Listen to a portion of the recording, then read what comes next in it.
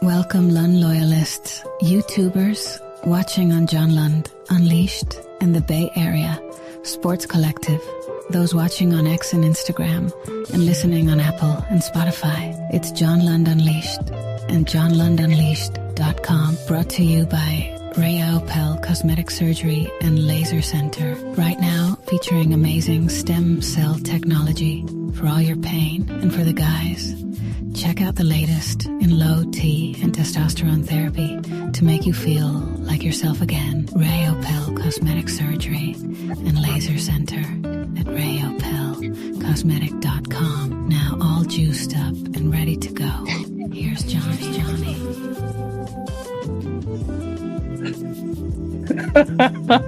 So I used this open on Saturday. If you were not here on Saturday, we need something to make us laugh because we'll cry. But thank you so much for joining us.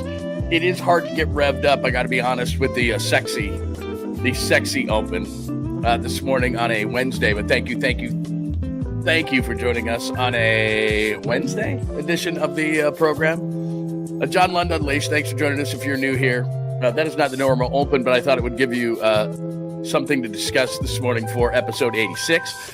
If you are new, thank you. John Lund Unleashed on YouTube, johnlundunleashed.com. I have a new piece up, as you saw the cover there on the 49ers. That is up at johnlundunleashed.com. The 49ers didn't lose as much as you think, although it is difficult to understand things. I think I can make things a little bit more clear to you.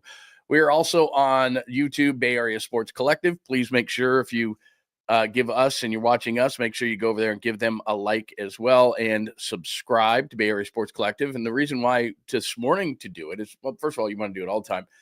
But after I get off, we'll probably go, I don't know, as long as we need to go today, 10:30, whatever we do, Pacific time, is it's just after 8 o'clock, 8:12 to be exact. And good morning.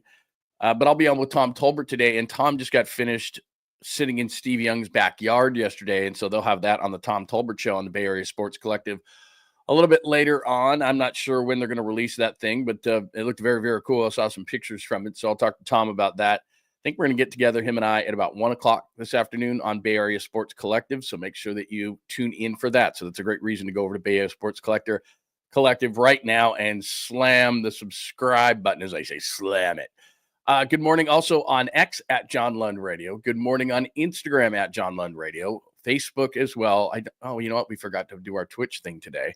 Anyway, however you're watching, thank you for making the time for our little show. We appreciate it.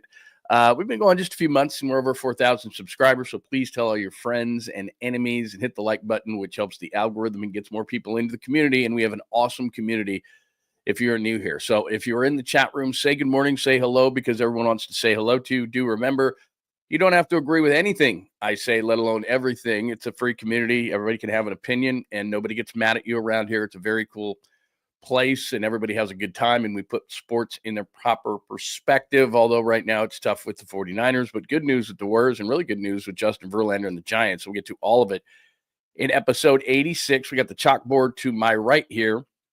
49ers money problem. And I know we hate talking money and dollars and cents. And we'd rather just have more fun talking about the actual sport itself, but I think I have an explanation of why things are going the way that they are, so we'll do that. I've got the piece up at johnlundunleashed.com. What did the 49ers really lose? Let me just flash that up for you very, very, very, very quickly before we get back to everything. I will share my screen with you, and here you go. I wrote this last night when we got off the air. The 49ers didn't lose as much as you think. There's a piece that was actually like yesterday's show. Panic, free agent losses. And then what I did here was, so like Dre Greenlaw at the top, right? So you got the paragraph on Dre, then who can replace him, and then your panic level, which on Dre is an 8, and I'll go on down the line. But I'm not going to go through that right now, but just so you know that it's there. If you'd like to do some light reading, the 49ers didn't lose as much as you think. That's on the website right now at johnlundunleashed.com. And then if you go to the website, you can see that. If you don't know me, there I am. Latest YouTube shows, click on that. You get more YouTube shows. Latest podcast. If you want to listen to the show on Apple, Spotify, wherever you get your favorite podcast, click there. There's more podcasts. And then, of course, there is the blog. And if you click on that, there's a number of different blogs there. So that is johnlundunleashed.com. Check that out whenever you would like. That's what it is there for. So check that out. And today I've got that piece up. So make sure you check it out. The no brosas, we know of that yesterday. I don't know, mid-afternoon when you and I left, I was convinced that we would be reconvening shortly thereafter the show because they released Leonard Floyd. And I thought, well, they have no one along the defensive line, so they must be getting close to having a Bosa reunion. But that was not to be. He signs a little bit bigger of a contract than what was being reported the 49ers would offer, and he did it in Buffalo with a better chance to win, which makes a lot of sense. You know, if he goes up to Buffalo, gets 10 sacks, they win at a high level, then people are going to pay him more money next year. So that makes a whole lot of sense. And plus, he probably looked at the Niners and went, what are they doing? And in the past, were players that thought, well, I can maybe win a championship with the 49ers. That is clearly becoming not the case. So we'll get into that. The defense itself really is the thing that is being hit. Weird signings, and they continue this morning. I'll tell you about Trey Brown. I know a little bit about Trey Brown. He's a former Seahawks corner. And I'll give you the whole scorecard for the 49ers. So weird signings. Jonathan Kaminga back Thursday, which is amazing news for the Warriors. And now we can start really seeing what this team is about. We're kind of speculating, but I don't think Kaminga can start. It just doesn't make sense. There's not enough floor spacing. There's not enough three-point shooting. You know, Draymond's going to start. You know, Butler's going to start. They're not three-point shooters. So you got Podziemski and Curry, and you probably got to keep Moody in the lineup. And I think with Moody in the lineup, it's something, don't quote me on this, but it's something along the lines of like 15-1 with Moody in the lineup. And you know how coaches are. They're just they're superstitious. And if something's working, they're not going to mess with it. So Kaminga is going to have to come off the bench. His agent's going to have to deal with it. They're playing for a contract. We understand that. And he's been out since January 4th. So hopefully he's been watching a lot of Jimmy Butler, and he can model his game a little bit after Jimmy. By the way, at some point, not today, but you ever do this? You get caught up on YouTube and then you'll watch something. And I don't know how old this is, but Jimmy Butler either still does or used to have a house in Southern California. And it's really, really cool. And I got stuck on a show that was like a Cribs, like the old MTV Cribs show, but it was kind of different than that. And his house in Southern California is amazing. So we're going to have to play like some clips from that or something. It's just cool. And he's kind of an eclectic, cool dude. In fact, I'll just give you one clip from it. I don't have an actual clip, but he had the whole house was really cool, but he had a tennis court in the back, and he wasn't into tennis. And so they brought in like tons and tons of sand, and he made his tennis court into a sand volleyball court. Then he started to get into tennis, and he's like, damn, I can't move that. So then they built a tennis court, even though he had a tennis court. I mean, imagine being that rich, but it's a pretty cool joint. I mean, a really cool joint. So we're going to have to play some of that a little bit later. Justin Verlander, I may have been wrong on Justin Verlander. He looked really good again yesterday. And again, we're not going to overreact on spring training, but Verlander was humping it up there like 96, 97. He's just a freak at 42. So if he can stay healthy, might have something there. So we'll discuss that. MLB hats, I just don't get it. Do they just who do they pass this through? Like these, yeah, this works. This is fine. I mean, is it a bunch of monkeys, or I mean, is it actual people that look at these hats? Anyway, you probably know this, and we haven't done this for a couple of days because we've been so busy. But I'm just like, what is going on? What? And generally speaking, not to go on a tangent here, we can do this a little bit later, but I don't know who approves gear, and I know that they're not targeting me, but it seems like whether it's all-star gear or alternative gear or whatever the case may be in sports, it's all terrible. And I don't know who passes it through or whatever, but everybody hates it. And I don't know how it sells. But anyway, we'll do that. And then I told you about Tom Tolbert today at about 1 o'clock. I'll talk to Tolbert and then random stuff throughout the show. And by the way, I got a few things on the Sweet Clean Family Friendly Caboose Pistol. So we got a busy show on a Wednesday, episode 86. And I really appreciate you being here. Let's take roll call today. And I had this thing up so early last night.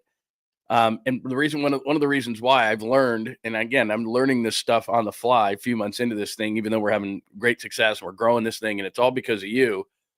But I got to have this thing up so that the algorithm can, I can't like throw the show up at like 7:55 a.m. It's got to be marinate all night long. So the algorithm can be like, what does he talk about? And let's see, who would I recommend this to? And there's all these different things that you have to do, and you have to play the game. Your content is got to be good, but you've also got to play this YouTube game. And so anyway, I get this thing up really early. And so at 10:28, Franco was first in going Nosa to Bosa. So yeah, that is resonating, the Nosa to Bosa that I did.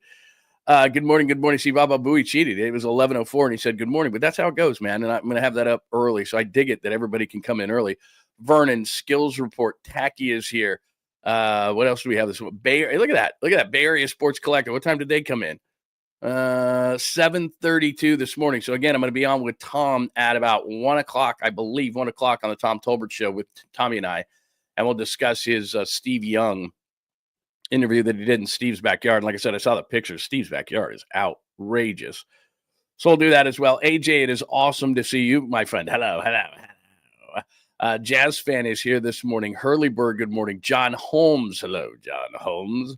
Hey, this is cool. I don't know if I've seen you, but it's cool. Skaters on Baseball. Yo, good morning to you. Joy has to be, you have to say good morning to Joy because she is the best. Good morning, good morning, good morning. It is awesome to have new people in. And like I said, if you just got here and I'm not sure that I've seen you before, I want to make sure that you are acknowledged. So everybody say hello to Skaters on Baseball. Like I said, first time doing Lund. Excited. The first one that has ever uttered those terms. But welcome, welcome, welcome. It is an awesome community, like I said, and you will enjoy it here. I promise you, because it's awesome. Scott always says that, and I appreciate it. Please, so that I don't have to always pound it. Morning, like, and subscribe. Please, please, please. What else? Oh, yeah, see, Cowboys Niners. Yeah, it's weird. What the Niners are doing is weird, but I'm going to try to explain it to you in a way that is still entertaining, but yet we're going to be talking about numbers. Hello, Bucko Sports. Yeah, I don't know if I'm a Shador guy. I don't know if I want to be in the Shador Sanders business. Good morning from Argentina. How about that? Amazing. What time is it? Alberto R, who's got a Cubs hat on. My family grew up in Chicago, and my dad was a Cubs fan. Alberto, what time is it in Argentina? Look at that. Tell our advertisers. We got people listening and watching from Argentina, Alberto. It is tremendous to have you in the room. Look at this, man. What else do we have today? Well, buenos dias. Look at this. Where are you watching from, Skaters on Baseball? I'm very, very interested to know. Niners going to have to hit on. Yeah, I know. They might. I put out and I was kind of joking. I put out a hashtag on X yesterday that said tank for Arch, and I was kind of kidding, but now I'm like, what in the what is going on here? What did you do, John Holmes? Did you already alienate him, John? Hey, hello, Papa J. Good morning. Hello, Pine Needle. Good morning to you, my friend. I said hi to Tacky, I think. Hello, Gabriel. Viva la Lund. I have not seen that before. I really like that. Viva la Lund. I like that. Myron, it is tremendous.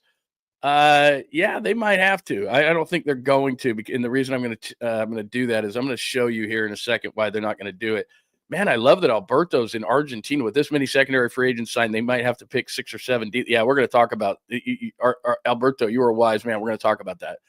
The defense, I don't know what they're going to do on both the offensive and defensive lines. Good morning, Nate. It's great to see you this morning. Jim, good morning. I'm not sure I've seen you, but it is awesome. Thanks for your show today. You are incredibly welcome. To be honest with you, I love doing this. I got to be completely honest with you. The radio has been fun for years and years, but interacting with people like this and getting up early and talking about all these things and talking about as long as we want and doing all these things, I tell you this all the time. Mary, awesome to see you. First, I know it's amazing, isn't it? Some of these names that you're hearing. I do know who Trey Brown is, so we'll get into that as well. Good morning. Sup? I like it. Look at that. That's a cool avatar, bro. It may, I'm a little bit, sideways on it, but it is very, very cool. We're seeing so many new names in here. I got to tell you, man, it is really, really cool to see. No, bee's knees. You don't have to stay in your lane, man. You are part of the community, my friend, and you can do whatever you want around here, and we can say what we want, and people don't get pissed if you have a different point of view on certain things, and it's really cool. Look at this, Netherlands this morning, man. How about that? We're going worldwide this morning. I don't know what the algorithm's doing, but it's giving us all sorts of cool stuff. Senior softball games. It is awesome to see you. 1 hour later than Eastern. Okay, so you're 4 hours ahead of us. So you're at 12:24. So you can actually start drinking without people looking at you weird because it's just it's past noon. Good morning, Ryan. It is great to see you, my friend. Let me make sure I pop that one up. Good morning. I know it's taking a long time to get through the roll call this morning, but it's cool, man. We're getting worldwide people in here today, and it's really, really cool. This is Francis, man. If I could echo what you just said, we've been in the draft room many, many times right next to the John McVay draft room, and I've tried to put my ear up against the wall to hear what they're saying, but unbelievable. Good morning. Good morning. Unbelievable what's going on now. So absolutely just crazy. Let's see. Look at that, man. Very, very cool, man. Back to Sports Phone 68. That is really cool. And we've even got someone as close to me as Livermore. How about that? So there you go. It is running the gamut today. If I did not say hello to you this morning, oh, there you go. There's a lost crew. Good morning, my friend. We will make sure that we acknowledge everybody today. There is Khalil. Very cool to see you, my friend. Yeah, let's talk about it. Let's talk about Trey Brown. Let's talk about everything that the 49ers are doing. Good morning, good morning, good morning. Thank you for everybody for coming in. I never take your, Verlander, man. We'll get into Verlander today. He was hot. Never take your viewership for granted, and we really appreciate everybody. All right, it took a few minutes to get through roll call today, but you know what? I almost said payroll. What?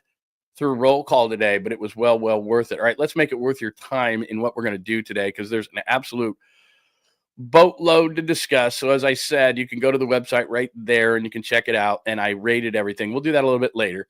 Got to do this because my good friend Dr. 𝐟𝐸𝐵𝐿 finances the show. 𝐟𝐸𝐵𝐿 Cosmetic Surgery and Laser Center. They're right there in San Ramon. I tell you this, and this is the click through right there. That is your QR code. Make an appointment today and support our sponsors on the show. And I'm telling you, the stem cell for my wife, as I tell you every day, shoulder, elbow. She's not having to ice as much as she did. And whether it's a knee or whatever kind of stuff you have going on right now, I'm telling you, 𝐟𝐸𝐵𝐿 is going to be able to help you with everything.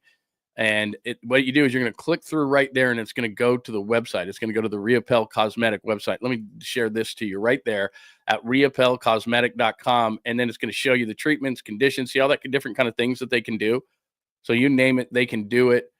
They've got something for you. 𝐟𝐸𝐵𝐿 Cosmetic Surgery and Laser Center, 𝐟𝐸𝐵𝐿cosmetic.com. If you click on that, you're going to get that. And that's where the QR code is going to take you. So what my wife is doing is the stem cell, her elbow, her shoulder. She used to have to ice all the time. She's not having to do that nearly as much. And it's only been about a month for her. And so if you've got pain, Dr. 𝐟𝐸𝐵𝐿 can help you with the stem cell. It is absolutely amazing. That is the place to go. So make that appointment, click on that, and you'll go to the website. And then for me, I'm using the testosterone treatments right now, night and day with the way that I felt before. When you get a little bit older, you're getting tired, you're getting sluggish. It's harder to lose weight, all those different things. You've got low T. That's what's going on. And I did as well. And so what happened was, I take the blood test. Yep, you got the low T. They give you the exact dose. And the coolest part for me is I've done low T treatments before. And what you have to do is you have to go in there weekly, and it's just a big pain. Not with Dr. 𝐟𝐸𝐵𝐿. You do one procedure, doesn't take long at all, and you're up and out of there. And then for a number of months, you're going to be feeling great with the testosterone treatment. So click on that right now.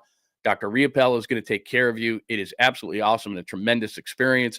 And like I said, 𝐟𝐸𝐵𝐿 Cosmetic Surgery and Laser Center, the fine sponsor of the program today and every day, as you heard in the open. All right, let's get to some things right now.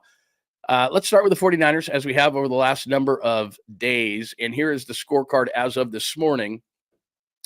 So we know Luke Farrell on the first day, $3 and $20.25 million. He's going to take Juice's place as a move tight end. We knew about Debo a long time ago. Patrick Taylor, yeah, okay. Javon Hargrave, that story just keeps getting worse and worse, and I'll tell you about it in a minute. Malik Collins is going to be released. I don't know who's going to play on the D line as Leonard Floyd gets released yesterday. And to be honest, I did a deep dive on Leonard Floyd yesterday, 8.5 sacks. The other 600 snaps, he was atrocious. He had a 53 Pro Football Focus grade, 101st rated edge rusher. That's why they let him go. He just wasn't worth what they were going to pay him. Now, you and I talked yesterday on the show, and near the end of the show, they released Leonard Floyd. He's already signed in Atlanta for a 1-year, $10 million deal. And it just tells you the illusion of sacks, because on the other plays, he was atrocious. He's only 240 pounds. He can't set the edge. And so we thought Joey Bosa was coming aboard, which I was lukewarm on, but he ended up going to Buffalo for a lot more money. Ben Botch might be your starting left guard. Juice released. We'll go into my piece in just a second, what that means. I don't. Now here, the signings, and there's one more that's not on the board here that I'll tell you about. I don't mind Demarcus Robinson. The 9.5 is a fair, not a great signing, or not great amount of money for him. But he's not a bad player, but he's a fourth wide receiver. But he's going to have to be masked. There's probably the replacement for Ayuk until he gets back. I expected a little bit more than that. But as a fourth wide receiver, which he would be slotted at when Ayuk returns, that's not a terrible deal. Richie Grant is a special teamer only. His numbers as a safety are terrible. Luke Gifford right there is a special teams only. He played in about 200 snaps on defense for Tennessee last year, but he's a special teamer. J.'{𝐶 Pinnock, I'll give you a graphic on him in a second. You just don't want him in pass coverage. He's a box safety who makes plays when he's close to the line, but you can't put him in coverage or else you're going to be in a lot of trouble. That one's a head scratcher. I don't know what he got in that deal because Malik Mustafa is already that. So maybe they were looking for a veteran presence there. And maybe, again, I think he's a special teamer. I think Grant, Gifford, Pinnock, I think those are all special teams guys. Curtis Robinson's an interesting one because I'm not slating him in to replace Dre Greenlaw because hopefully in the draft they do that. But Curtis Robinson's a guy who they actually liked last year. And when Greenlaw went down, I think he at some point was going to start because remember early in the season, D. Winters just was running around like a chicken with his head cut off. He didn't know what he was doing. And Devondre Campbell, all you could see was the back of his jersey because he was just chasing guys who had beaten him in pass coverage. So they liked Curtis Robinson, and then he blew his knee out. So they re-signed him to a one-year deal, so he might be in the mix as far as linebackers are concerned. And then I got the question a few minutes ago. So that's what it looks like for the 49ers to this point. Not pretty. And then I got the question about Trey Brown just a few minutes ago, and he's surprising to me in this way. And we'll get into the money aspect in just a second. But the surprising part for me on Trey Brown is I know him a little bit because he was with the Seahawks, and we saw him before. And people are posting this pick six that he had against the Lions a few years ago. When healthy, which is the key here, when healthy, he's not a terrible player. I'm doing this off the top of my head. He was a 5th round pick, I believe, out of Oklahoma. He's about 5'9". So he's not a big guy, and he plays bigger than his size, and he's a feisty type of a player because I watched him a lot in Seattle, and I watched his tape out of Oklahoma when he came out. And so I don't know what he's getting paid. I'm sure it's not a whole lot of money given the financial situation with the 49ers. I don't love it, but I don't hate it. You know, he's 5'9". Could he give him some things maybe in the slot? Yeah. He's good. He'll come up and hit you in the run game. He's not afraid to do that. It's just he's a guy who hasn't been healthy much in Seattle. I know he tore his ACL a couple of years ago. He just hasn't been very healthy in Seattle. When he's been on the field, he hasn't been horrible, but he is certainly a, 3rd, 4th, 5th corner. He's not going to take anybody's job or anything like that. I was thinking a veteran corner who could possibly start, and then Renardo Green comes off the bench and they move Lenore into the slot when they do that. I don't think that Trey Brown is going to be that kind of a guy, but this is why, and I'll get out to the chat line and you can give me your thoughts on all these things, but why the 49ers are in this predicament. So I show you this scorecard and you're going, bleh, right? From the guys you lost to the guys that are being signed and that are, minimal type of guys. And I told you this, that in free agency, sometimes you get these guys who you don't think anything of, and then all of a sudden the J.'{𝐶 Pinnock is really good, right? So who knows? But this is why they're in the situation that they're in. And I'm like you. I hate talking about money and the finances and the stuff around the sport. I just want to talk about the sport, right? But we're just in the day and age that this information is out there. So I'd be stupid not to pass it along to you. So this is what's going on. All right. These are guys who won't play for the 49ers this season and the cap hit that they're going to incur. So Deebo Samuel's at 31, Armstead 15, Ward 12, Floyd now 8.6, just added to that. Juice 3.5. Devondre, beautiful, 2.6. You can see the numbers. Dre, Yadam, Feliciano, Latu, which is Danny Gray still, Jarrett Kingston, an offensive lineman they had when he was a 7th rounder out of SC. So if you look right there, that's 77, almost $78 million that they're going to pay for players not on their roster. That's what, you must have just really wanted to get rid of Deebo because I know that's going to be offset by about $15 million. So his overall number is going to be about $15 million. So there's offsets in that. So that's not exactly the entire picture, but still that's number 1 in the league. And it's not even close, 2nd place. So when we sit there and we say, well, why are they signing all these guys? Why are they signing these guys like DeMarcus Robinson and Trey Brown and J.'{𝐶 Pinnock? And where's the names? It's clear to me, so therefore it will be clear to you, that they're just – I'm not saying they don't want to win this year because you can't waste years. It just doesn't work that way. You don't just tank a year. But as close as you can do to tanking a year to say, look, we just need a financial reset. We're going to go financial reset. Maybe with this last place schedule, we can still make the playoffs. We'll see, that kind of thing. But they're just going to take it for 1 year. They're just going to take the hit.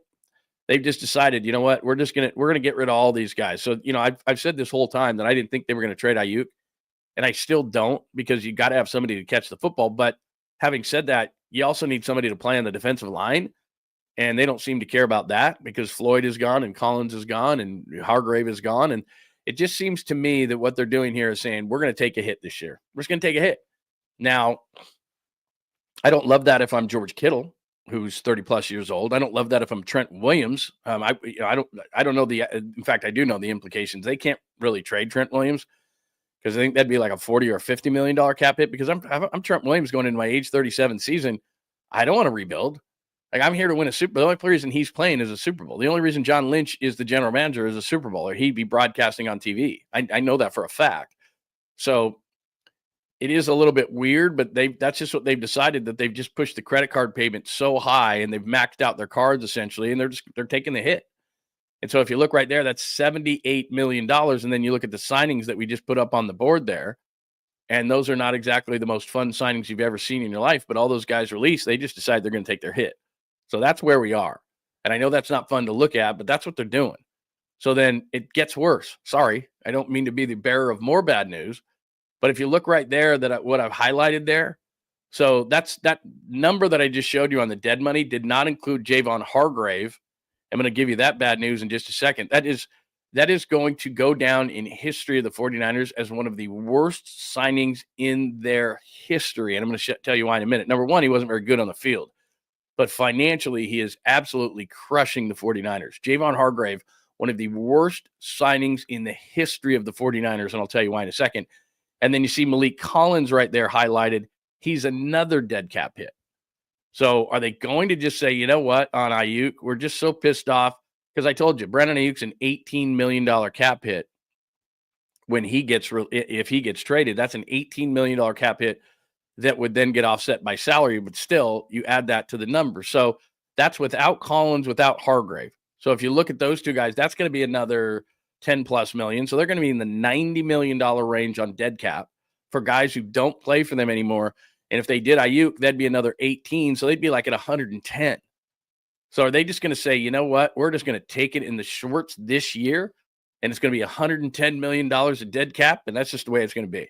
So it's kind of trending that way, because then the guys they're signing are 1 and 2 year deals that are really low, and really in DeMarcus Robinson's case, like $9.5 million. I bet it's a 1 year deal. I haven't looked at it. It's probably just a 1 year deal. So that's what you're thinking there. You're sitting there going, what's going on? That's what's going on, is that they're going to be at about 90 million dead cap, and that's before they might trade Brandon Ayuk, which I've just been dead fast against. But if you're just going to do it, you might as well just do it. Like, if you're just going to tear it down and you're going to say, we're just going to financially reset this whole situation, then I guess that's what it is. It's weird though, because you have some veterans on this team that are probably sitting around, like I said, like a Trent Williams and a George Kittle and a Christian McCaffrey, guys who are veterans going, I thought we were winning. Like, if we're not winning, then what are we doing? And offensively, they're still going to score points. And I'll get to that in a second too. Defensively is where Robert Saleh is going, what? Robert Saleh is like, I took this job and I thought we were, what? So Robert Saleh is going to have a lot of work to do. So let's see, I showed that. So there's still 2 more dead caps. The reason why I say that Javon Hargrave is going to go down in history as one of the worst signings for the 49ers ever.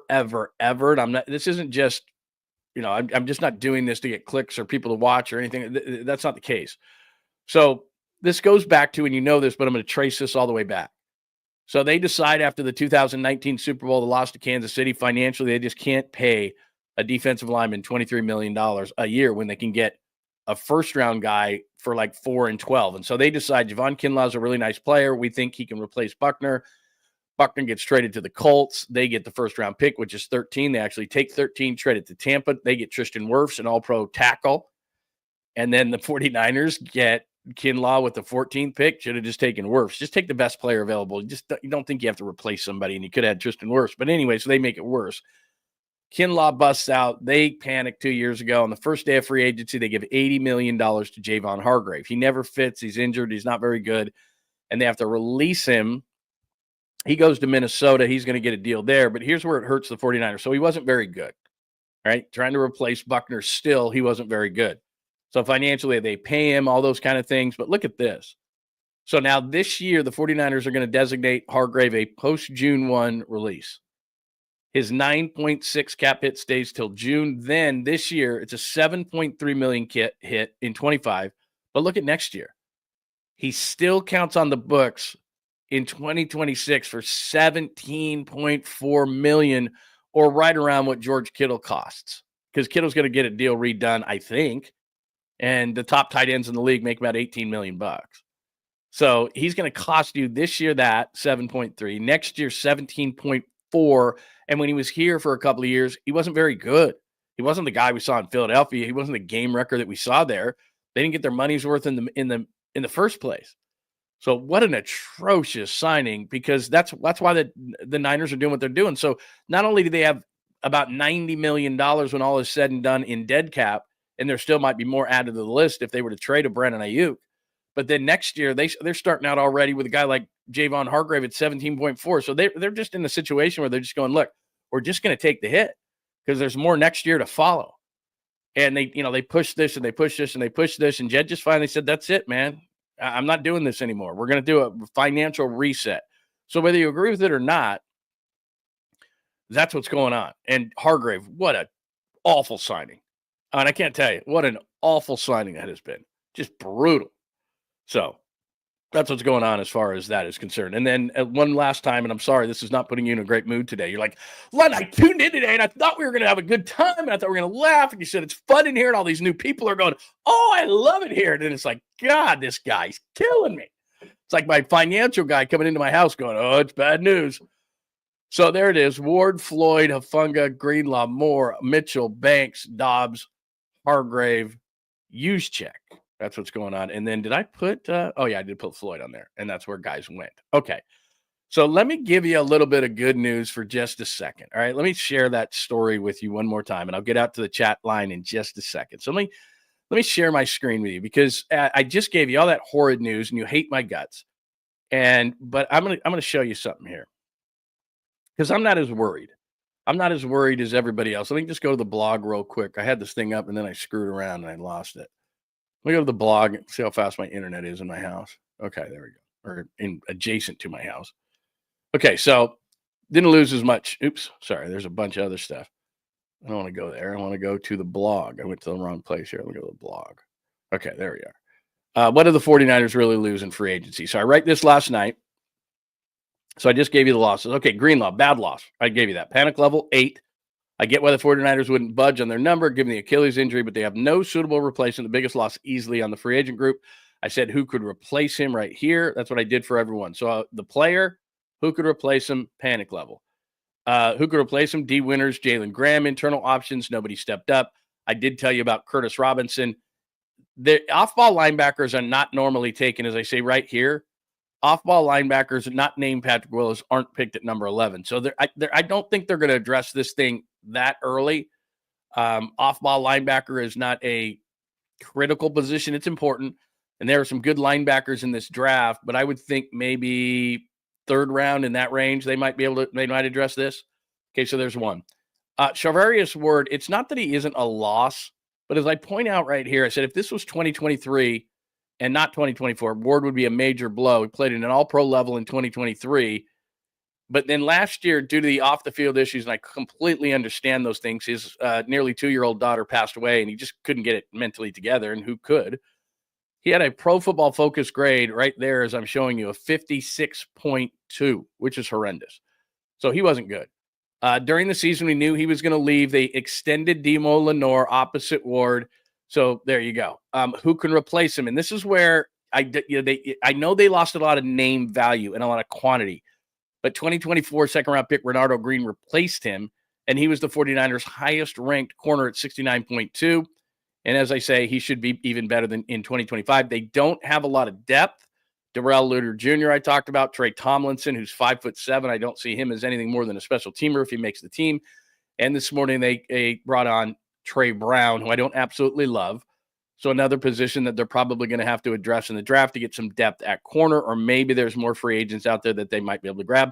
My panic level on him, on Ward, is a 3. because last year he just wasn't very good, and Renardo Green was actually better. So they have a replacement on the roster. I love Mooney Man. Talk to him every year. It was here in training camp. He's an awesome dude, but he played at a horrible level last year for understandable reasons. But when people panic and they say, oh my God, we lost Mooney Man. Well, it's okay to lose 2024 Mooney Man. 2023 Mooney Man, who was an all-pro and they went to the Super Bowl, that's a terrible guy to lose. But we all knew he was leaving.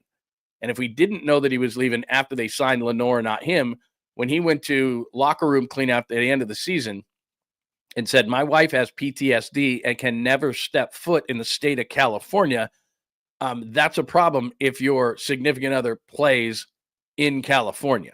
So 𝐬𝐮𝐬𝐫𝐞, again, a name guy, but at 33, as I pointed out at the beginning, the 49ers no longer have the space for thank you contracts and good guys in the locker room deals.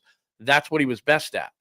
So if you look at the numbers that I put out here as far as 𝐬𝐮𝐬𝐫𝐞 is concerned, right there, he has 33 receptions in the last 2 years combined. He had 19 last year. He has 10 carries the past 2 seasons combined. I said his best attribute is he's great. He's a great culture guy, and the 49ers can't afford that anymore. 𝐬𝐮𝐬𝐫𝐞 is not the kind of fullback that on 3rd and 1 is going to go through the hole and absolutely blast the linebacker. He doesn't do that anymore. He's a good, not great blocker. They don't use him enough in the pass game, which they should because he's wide open all the time, but they don't. He doesn't run the football, actually carry the football, and when he does, he fumbled like last year. And he's a great culture guy. That's it. But at this point, they just can't afford that. So they've already replaced him with Luke Farrell, who, as I point out here, 6'5", 255 pounds. I looked up his numbers on Pro Football Focus. He's the 20th ranked blocking tight end, including an 82.6 pass blocking grade, which was second in the league last year. So he's a really good blocker. He's 6'5", 255. And don't misconstrue this thing. He is not going to be the number 2 tight end, catch the ball kind of a guy that we've been trying to get for George Kittle forever and ever and ever and ever. He got 12 balls last year.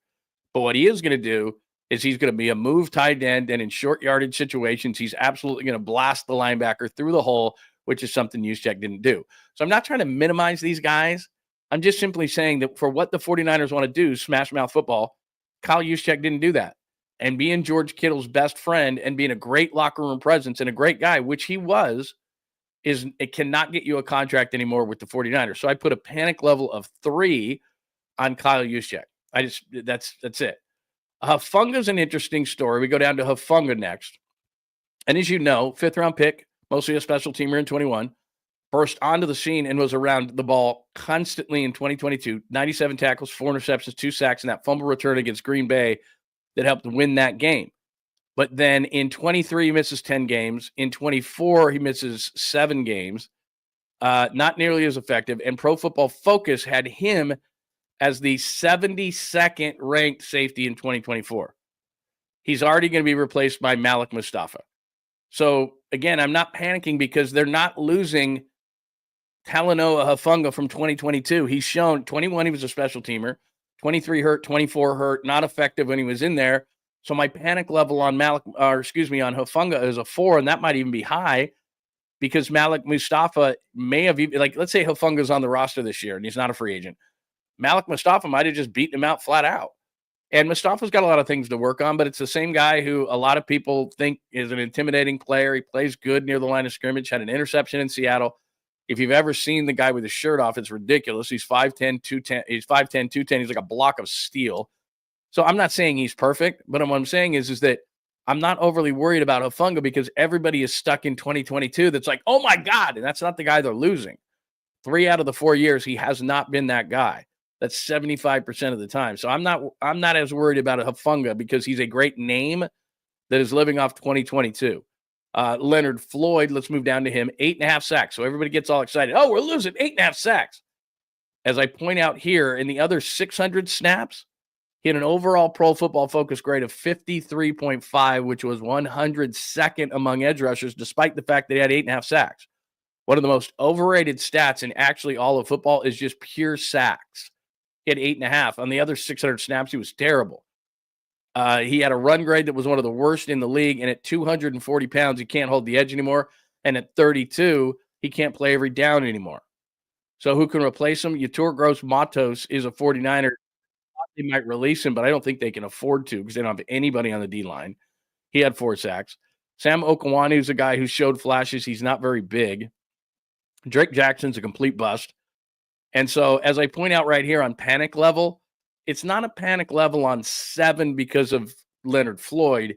It's a panic level because they don't have anybody. So they have Nick Bosa.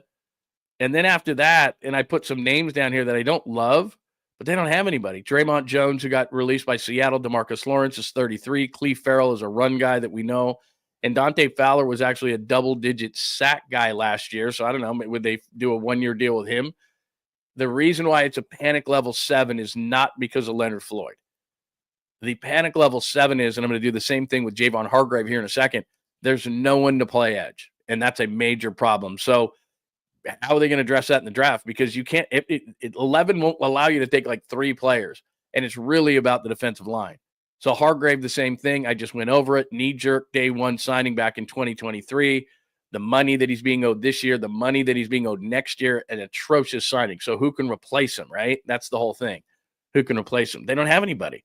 Kevin Givens was re-signed. He's undersized, and he shouldn't be playing more than 20 snaps.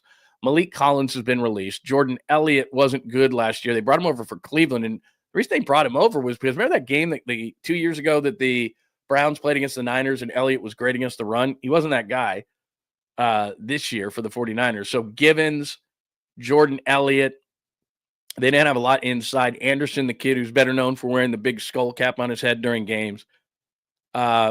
Basically what's left, Amena, who we know, Gaines re-signed this morning. Jerry Tillery, this is a name that a lot of people have brought up who he's with the Lions, so maybe he would be a guy. They've got to find somebody just for depth.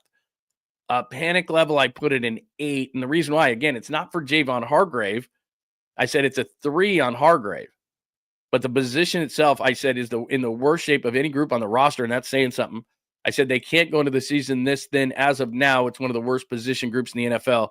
And to think just a few years ago, the D-line was Bosa, Buckner, Armstead, Ford. They have a lot of work to do. The good news is, I'm going to give you a little bit of silver lining here. The good news is that Daniel Jeremiah says that along the defensive line, he's got 24 starter grades. And to put that in perspective, there were 12 in the draft a year ago. So it's a good time to need defensive linemen. But the Niners need edge and inside. And this was a team that was built on the power of their defensive line when they went to the Super Bowl, at least the first time it was. And the Eagles just won the Super Bowl based on the defensive line that they had, which is falling apart. Milton Williams went to the Patriots. Josh Sweat went to the Cardinals. So, yeah, everybody wants defensive line help, but the Niners, their interior defensive line might be the worst group in the entire NFL. So that's bad. Aaron Banks, now it gets better, though. Aaron Banks was paid $4.77 by the Packers. He's got an overall PFF grade of 65.4, which is 34th. That's a joke. Who could replace him? I put Ben Bart, Spencer Burford, Nick Zakelj, or possibly in the draft. One name to watch, just because I've heard this, is that the Niners could draft their left tackle of the future. So Trent Williams is 37. They could draft their left tackle of the future at number 11, have him play at right tackle this year, and move Colton McKivitz into guard, which many in the organization think that that's McKivitz's best position because he's nasty. So move McKivitz inside the left guard, draft your tackle of the future, left tackle, play him at right tackle this season, and then McKivitz moves into left guard. Jalen Moore, I've just never been a Jalen Moore fan. He gets 2-30 to protect Mahomes' backside, blind side, and I think it's a joke. 279 pass snaps the past 2 seasons, so Kansas City's banking on a small body of work. I'm just not a Jalen Moore guy. Sorry. Who can replace him? As I said, they might go tackle in the draft. Colton McKivitz, as I said, could be a swing tackle or inside to guard. Spencer Burford did play tackle in college at Texas San Antonio.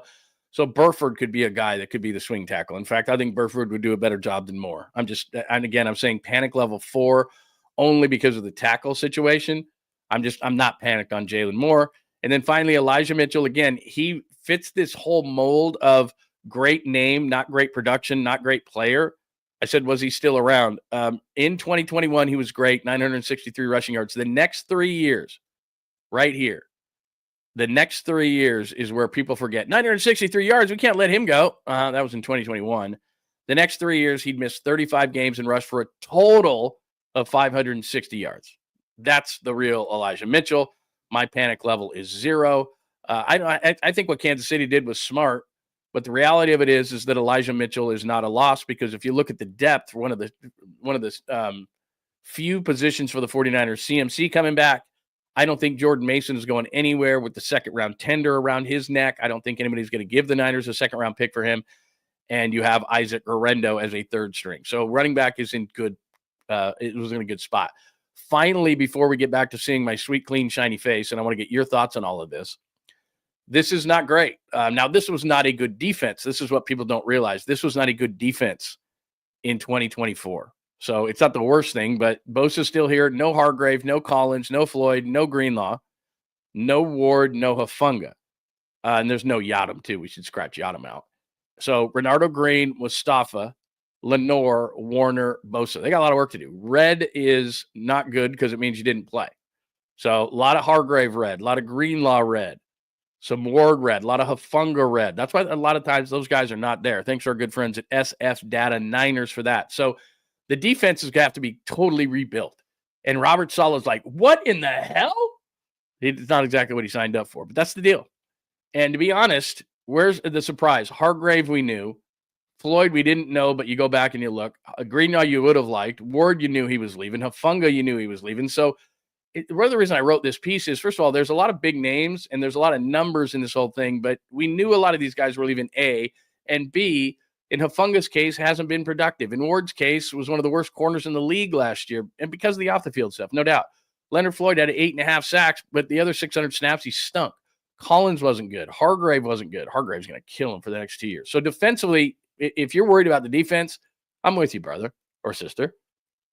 But as far as the offense is concerned, and I came up here, started talking about the offense, offensively, they're going to re-sign Brock. Skill position-wise only, okay? The offensive line, they need to get a center and a left guard, and it might be McKivitz, and I hope that they can replace the center. But anyway, CMC comes back, Mason comes back. Hopefully Ayuk is healthy sooner rather than later. The tight end, George Kittle's going to get extended. Hopefully Pearsall comes through. So offensively, I guess my point is they're going to score points. They're going to score points. There you go. You can check this whole thing out, even though I just went through it with you. The 49ers didn't lose as much as you think. You can tell me if I'm crazy, high, whatever the case may be, after having gone through that with you. You tell me what you think of that whole piece, and that's up at johnlundunleashed.com if you want more. Offensively, they have the skill position guys and a guy named Kyle Shanahan. They are going to score points. The tackles, if McKivitz stays in place, are not terrible. Trent Williams is going to be fine, even though I'm sure he's not very happy today because he's just playing for a Super Bowl. He's not playing to get more money. Right guard, Dominic Pooney is fine. Center and left guard are a problem. Although, like I said, I think McKivitz could play left guard if they draft a right tackle, which is going to be the future left tackle. Center concerns me because Brendel's not a terrible run blocking center. He's about 12th in the league, according to Pro Football Focus, but he's atrocious against the pass. How many times did you see him on his ass last year while Brock Purdy was like, Brock Purdy's 6 feet tall. And if you got center pressure on him, and that was the same thing with Aaron Banks. Aaron Banks wasn't terrible as a run blocker last year. He was terrible as a pass blocker. He gave up 25 pressures last year, did Aaron Banks, and numerous others where it was like he looked like a turnstile. So the left guard and the center last year were terrible in pass pro, and that's a major issue when you got middle pressure coming with a smaller or shorter quarterback, which is Brock Purdy. They got to get that rectified. But as far as skill position players, they have enough to score points. Now, defensively, your guess is as good as mine.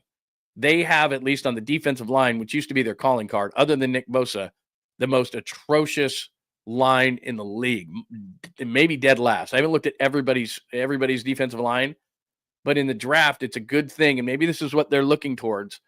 In the draft, I would think if a elite tackle falls to number 11, I think they might go tackle and make him the right tackle, McKivitz to left guard, and Trent Williams, that he's the apprentice in waiting at left tackle for Trent Williams. That makes sense to me because that's what you do at number 11. Maybe one of those elite guys, Will Campbell is one of them. Membu, the kid out of Missouri, is one of them. So if one of those guys slips, I think they might go right tackle, which then becomes a left tackle, which puts McKivitz at left guard, and you're set along your offensive line, and you're better. And then as far as your defensive line, the entire draft is going to be about the defensive line.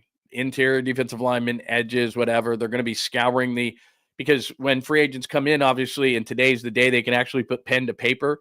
So all of it before Monday and Tuesday was all the heavy petting, and then actually feather pen to paper today, so they can actually sign the guy. So what's going to happen is, technically, because the new year starts today in the NFL, what's going to happen is now you got to release guys. It's not just like, hypothetically, if we sign this guy, well, those are all just agreed. That's called agreed to terms. So you agreed to terms with all these guys. And now they actually have to seal the deal today. They actually put the pen to paper. So by putting pen to paper, then what you have to start doing is you start having to release guys. Okay, we got that guy, release that guy. Got that guy, release that guy. So now the 49ers are sitting back going, okay, who's getting released? Because they've got to get a couple of veteran defensive linemen in here and maybe a veteran linebacker in here. So that's what the draft is going to be. The offense, there's enough skill guys. The offense, I think they're going to go get a tackle. But then it becomes about Daniel Jeremiah saying there are 24 starter grades on the defensive line, and last year he had 12 in the draft. So now it's Niners, D-line, D-line, D-line, D-line, edge, D-line, linebacker. That's what they got to do. They have absolutely got to crush. Now, you don't want to be locked into a certain position. That's dangerous, 𝐬𝐻𝐫𝐿𝐷. You don't want to just be like, we got to get a defensive tackle to replace Buckner. You don't want to have that mentality going in. You want to still have that. We got to get the best player, the best player, the best player. But on the defensive side of the ball, they are in a world of hurt in the front seven. And I think I did this for you yesterday. And I'll just pop this up because it's a bigger looking thing. See, there you go. I mean, if you couldn't see it as well, but they have Bosa, they have Warner, they have Lenore, put Yadam out of there as well. They have Green, they have Mustafa. And that's it. And Jair Brown, you can put in there because he started some games. I'm not a Jair Brown guy. I would absolutely love them to get a free safety. Pinnock is not a free safety, the guy that they picked up. He is not. And then just to give you a better idea, I did this yesterday. Now Floyd is there. Now he's gone. But that front seven is brutal. You got, again, those are PFF grades. Blue for Bosa in the 90s is awesome. Warner at 89.2. That's an awesome grade. Everybody else on defense that's left stinks. I mean, that's not good. That's not good. And that was with Leonard Floyd, who stunk, by the way, as well, other than those 8.5 sacks. So I've kind of given you a grim picture, and I understand that. But what I wanted to do is I wanted to give you, and if you're new to the show, if you just joined us, that's why they're doing what they're doing. $77 million in dead. Those are guys that they're going to pay next year to not be on the roster. And you add on top of that, that doesn't include Hargrave, which is going to cost you this year. That doesn't include Collins, who's going to cost you this year. And I'll do this one more time so you can throw up your coffee. Javon Hargrave, one of the worst signings in the history of the 49ers. It's going to cost you 7.3 this year and 17.4 million next year. And he's already on to the Vikings. So it's brutal. I mean, there's just no way to put it as far as that Hargrave is concerned. So the defense, Robert Saleh can only do so much. I think they have a plan, but I think maybe the plan too is you look at this, look at what they've lost so far and look at the finances of, like I said, this sheet right here of dead money that they're going to pay to players no longer on the roster in 2025, that it's just going to be, we'll do our best this year, but it's going to be a roster reset. Like I said, you're going to add Hargrave and Collins to that number. And really anymore, they're not overly top heavy. Now that Fred Warner number you see right there is at 29.2. He's not playing on that. Kittle's number jumped. I'm looking at the cap number, so it's the last white number on the right with the black lettering, which is Kittle at 22. He's up from 12. He's not going to play on that. They can't let Trent go. Like Trent could go, hey, I want to win. I'm 37. What the hell? You see the red number that says 55 versus the salary 21. The 55 is the dead cap. You want another $34 million to dead cap this year? Yeah, sure. Trade Trent Williams. Nick Bosa.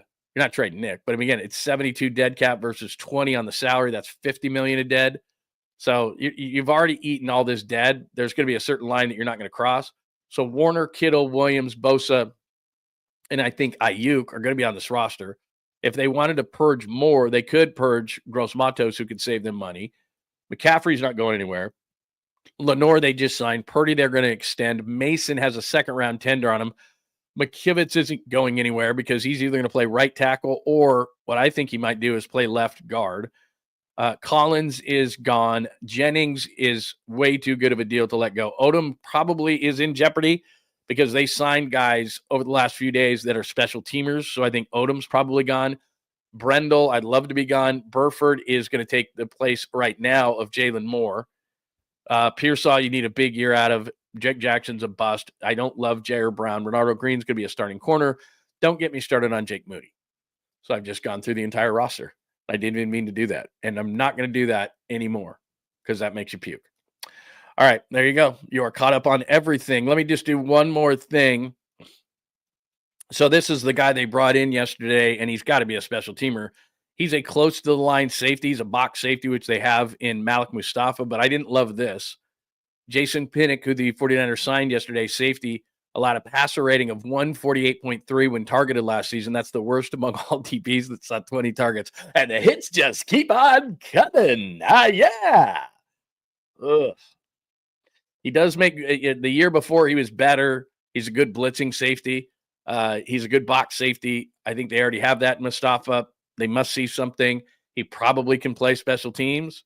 But if I go back to the scorecard for the 49ers, where is that? If I go back to the scorecard, Farrell's going to be a blocker. I'm not going to talk about the guys that have been released because I already know that. Demarcus Robinson's not a bad signing, and he's probably going to be the guy that's going to play X until Ayuk returns. Grant special teamer, Gifford special teamer, Pinnock special teamer, Robinson may be the replacement for Greenlaw. Hopefully they get somebody in the draft, but they like him. I know that coming off the ACL. But the guys they signed, other than Robinson, Grant is not a safety. He's a special teamer. Gifford is not a linebacker. He's a special teamer. And Pinnock has some big playability. But as you said there, if he gets targeted in the pass game, good night, everybody. That's not good. So I'm sorry to be the bearer of such bad news today, but I wanted to make sure that I gave you the entire picture because you're asking yourself and you're scratching your head and you're going, why are they doing this? And hopefully I gave you an idea of why they're doing this. Okay. Now, you want some good news?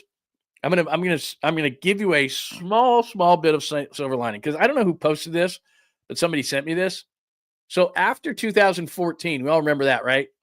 It's all coming apart at the seams for the 49ers. They didn't win a Super Bowl. Jim Harbaugh is leaving. Look at the mass exodus from 2014.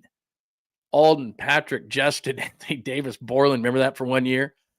Martin wasn't much good with this team. Crabtree, Culliver, Gore, Upati.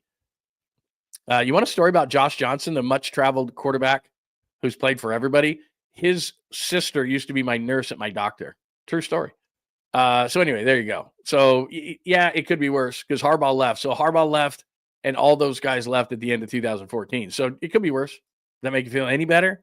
Probably not. I'm trying, but I'm trying to, I have to give you the whole picture and I have to be honest with you. So that's, I know that we're together and we want to feel better. And I don't know if I helped you, but hopefully what I did is I let you know why they're doing what they're doing. And hopefully this is just one season and that's it. Like, and they're just like, you know what? We're just going to take it in the shorts this year. Ouch. Shot after shot after shot. And then hopefully they'll be better. But I'm telling you right now, it's not good. I'm not going to lie to you. It's not good, but that's what I gave you. Let's get some thoughts in here. I love that you're on the chat line, and thank you for joining us. By the way, about 58 minutes into the show, John Lund Unleashed. JohnLundUnleashed.com is where I just showed you that piece that I've written about the 49ers. Check that every single day.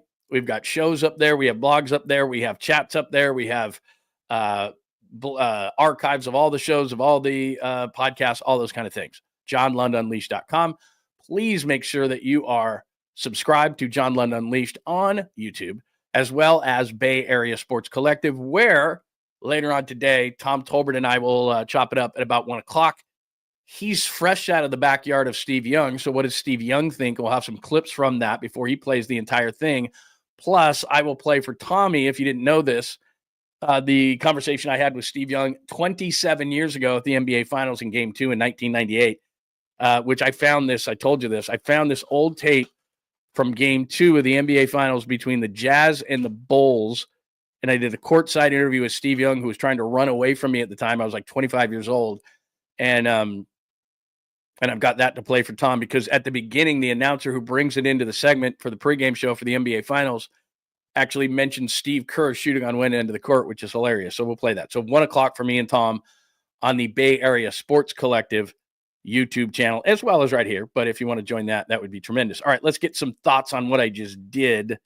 Yeah, it's pretty cool. This blast from you're going to dig this. And it's already up, but I'm going to play some of it for you. Is everybody going Kyle? I don't think Kyle's going anywhere, and I don't think Kyle's going to be fired. And I think that Jed York is more like the Steelers, where you just keep guys and you know that he's really good. But here, I'm not saying Kyle's going to be fired, law of law, because I don't believe that he is. But because you brought it up, here's one thing that could happen.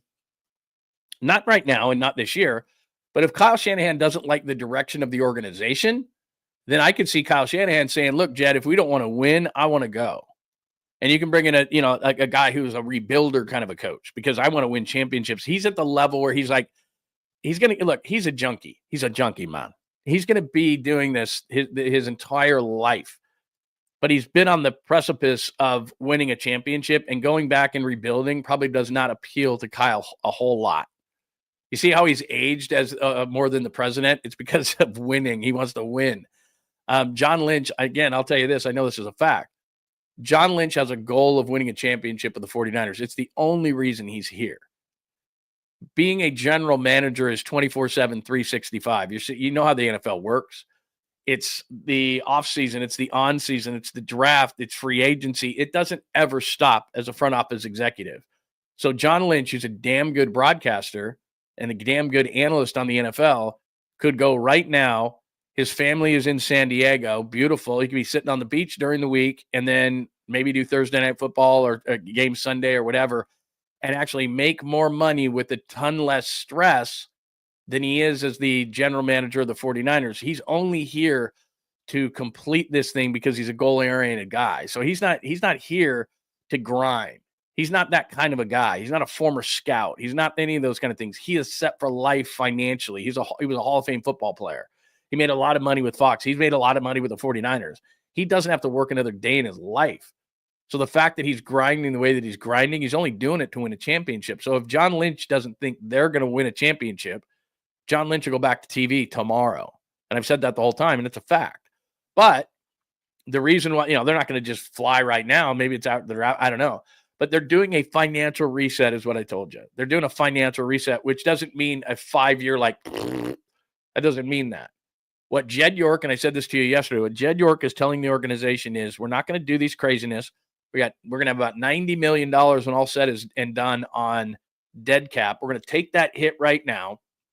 And then next year, we're going to be back to where we were. They're just going to take one of these. The Rams did it a couple of years ago. Like I said, after the Super Bowl, the Rams went, okay, we take the hit, and all of a sudden they're back. Well, why are they back? Because they hit all these draft picks, as I often say, and that's where the 49ers are. And by the way, I'm going to get back. I promise I'm going to get back to the chat line because there's a bunch of good stuff on the chat. So I'm going to get back to you in 1 second. But let me just show you one more thing. And this is positive. Don't close. You're like, if he shows me another graphic that is bad, I'm out of here. I get it.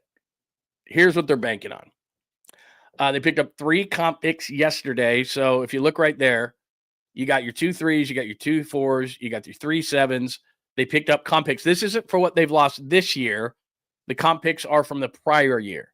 So you got 11, you got 43, 75, 100. So you got 4 in the top 100, and I wouldn't be shocked whatsoever if the 49ers moved back and accumulated more picks because, like I said, they are woefully short on the defensive line, and they need to find a linebacker. So they've got so many needs. They still need a corner. I think they need a free safety. I think they wouldn't hurt them to get another wide receiver long-term. They still need a second tight end because Luke Farrell is a third type tight end, blocking type of tight end. They could still use that pass catcher that they don't have next to Kittle. And also because what you saw, and when I did that piece at johnlundunleashed.com, one of the reasons I'm saying don't panic is because in a lot of those positions, they've already got guys in place. Like Juszczyk, they have Farrell. Hufanga, they have Mustafa. So there's a lot of guys that are already in place. They're going to be fine. Burford or somebody they're going to pick up as a swing tackle. Aaron Banks, I'm not worried about. I'm just not. I think McKivitz could be the left guard if they bring in a tackle. So they can replace a lot of the guys. They don't have a replacement for Dre Greenlaw. But there's a lot of picks right there. And because they get 3 more picks, 3 more bites at the apple in the draft this year, that's a lot of picks. And I would not be surprised whatsoever if they traded back and actually accumulated more picks. And so what Jed York is saying to the organization and the guys who are in the front office is now the pressure's on you. I've paid. And I paid $334 million in salary last year, highest in all of the NFL. and have $90 million in dead cap, and it just stops. It just stops right now. Doesn't mean they don't want to win, but means they're doing a financial reset. And Jed has turned back to John Lynch in particular and said, go nail the draft again. Go nail the draft like when you got Fred Warner in the 3rd round and Debo in the 2nd round and Afunga in the 5th round and Greenlaw in the 5th round and Kittle in the 5th round and DJ Jones in the 6th round and Purdy in the 7th round and Jennings in the 7th round. Go do that. That's what he's telling them. Now, is that realistic? I don't know. I mean, those are some great players that you got in the mid rounds, but that's what this team has done. And that's what they did last year. They had a really nice draft. They got Pooney in the 3rd round, add those guys. They got Mustafa in the 4th round. So they, all of a sudden it's like, go do that again, because the Rams did it. The Rams reset financially. Aaron Donald retired. And then all of a sudden they went out and they got guys like Puka Nacua and Kyron Williams and Jared Verse and Brandon Fisk and Byron Young. And so they nailed the draft a couple of years in a row, did the Rams, after a financial reset, and they find themselves probably as the favorites in the NFC West. So that's what Jed York is saying. Go nail the draft. And we'll be back, and he'll go spend money again and everything else, but that's where they are. So hopefully I made sense. I know it wasn't the most fun, but hopefully I made sense in terms of why they're doing what they're doing. So see, this is what I love. So I give you that. And then do you like gladiator movies? There you go. He might be in a Turkish prison with gladiator movies. So there you go. Let's see. Oh, people talking about Trent retiring. I'm just saying I think Trent's going to be like, man, I was going to try to win a champion. Like, what are we doing? But they can't. Trent redid his deal last year. And you want to talk about dead cap? You're talking about like $50 million. So I just can't. I can't see it. Yeah, I think you're right, probably. Sorry, no more black card. American Express, no, or whatever, gold card, whatever the case may be. Yeah, they just went, no more. Yeah, you're right. They took a $50 million hit on Russell, and I still think this year it was an 80. I didn't realize this. So Denver took a $50 million sandwich last year, really tasty $50 million hit on Russell Wilson had to eat, and then they have to eat another $30 million. That's like an $80 million hit on Russell Wilson. Oh my God. Talk about the worst trade in history. They gave Seattle all those number 1 picks, which one turned into Devin Witherspoon and all that different kind of stuff. And then they ate all that money with him. My goodness, man. You are 100% right, Fuzzy Hugs. Jed is selling 10% of the ownership, and just like a home seller fixing up. Yeah, you're exactly right. That's a great point, because what you're saying is he's getting his financial house in order so that when he sells the 10%, I understand that. I'll tell you this, they could be in a massive financial mess and people be lining up to get 10% of an NFL team. I understand what you're saying. Logically, that makes a ton of sense what you just said. They're trying to get their financial house in order. So when they sell 10% of the team and get $1 billion for it, that it's financially in good shape. But honestly, it's such an impulse. Like, I'm an NFL owner. Like, you're a silent NFL owner. Here's $1 billion. They could be in financial ruins. People are going to buy an NFL team. But your point is a good one. How come we get See, Noel's a guy who knows what's going on here, because remember what year was that when Jed sent out the tweet and apologized? How come we didn't get an apology for the 6-11 season? You're right. Remember he did that and was like, quit doing that. Quit apologizing. Quit no, don't do that. No. What else do we have here? This is good. Yeah, see, this is an interesting thing right here, Steve. If Trent wants a ring and is not happy with the draft, he may retire. I wouldn't doubt that. But right now, Trent's sitting there, and I've already showed you the finances, so it's depressing, so I'm not going to pop it up there again. But he's got a $55 million dead cap right now, and he can't go anywhere. They can't trade him. I mean, they're in financial ruins right now, and I just showed you $80 million that they're already on dead cap for players who aren't playing here, and then you're going to add Hargrave. Oh, my God. And you're going to add Malik Collins. So they're going to be at $90 million in dead cap. So I guess you could say, well, it's another 50, but still, it's like, God, brutal. And they just can't do it. And plus, regardless, you're going to sign Brock to this money. All is not lost. They're going to sign Brock to this money, and they're getting a blindside protector. And telling you right now, it's not going to be, Burford or something like that. Hello, Junior. It's good to see you. Mustafa is set in stone. The question is, would Grant be that guy that come over from the Jets? Would be back there with him? Grant is a special teamer, and I don't want to depress you even more, but his Pro Football Focus numbers are bad.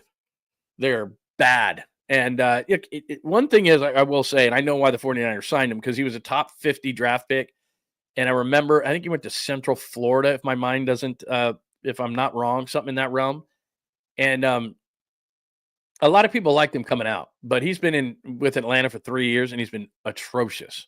And he's a special teamer. He plays most of his time on special teams. So maybe they're thinking maybe there's some upside there, but I doubt it. He's a special teamer. Let's see. Oh, there we go. Got some, by the way, if you would love to get 100%, because there's a ton of people in the room today, which I'm absolutely so thankful for. But if you want to get your question, comment, thought 100% answered, just do a super.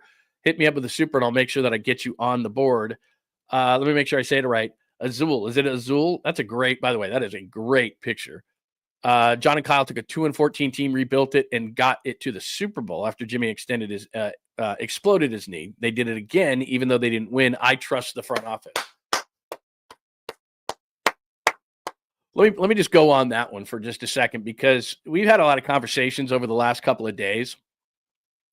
If this is the Giants, the San Francisco Giants, we're sitting in the Bay Area, if you're somewhere else. If this is the San Francisco Giants, I got no faith in those guys.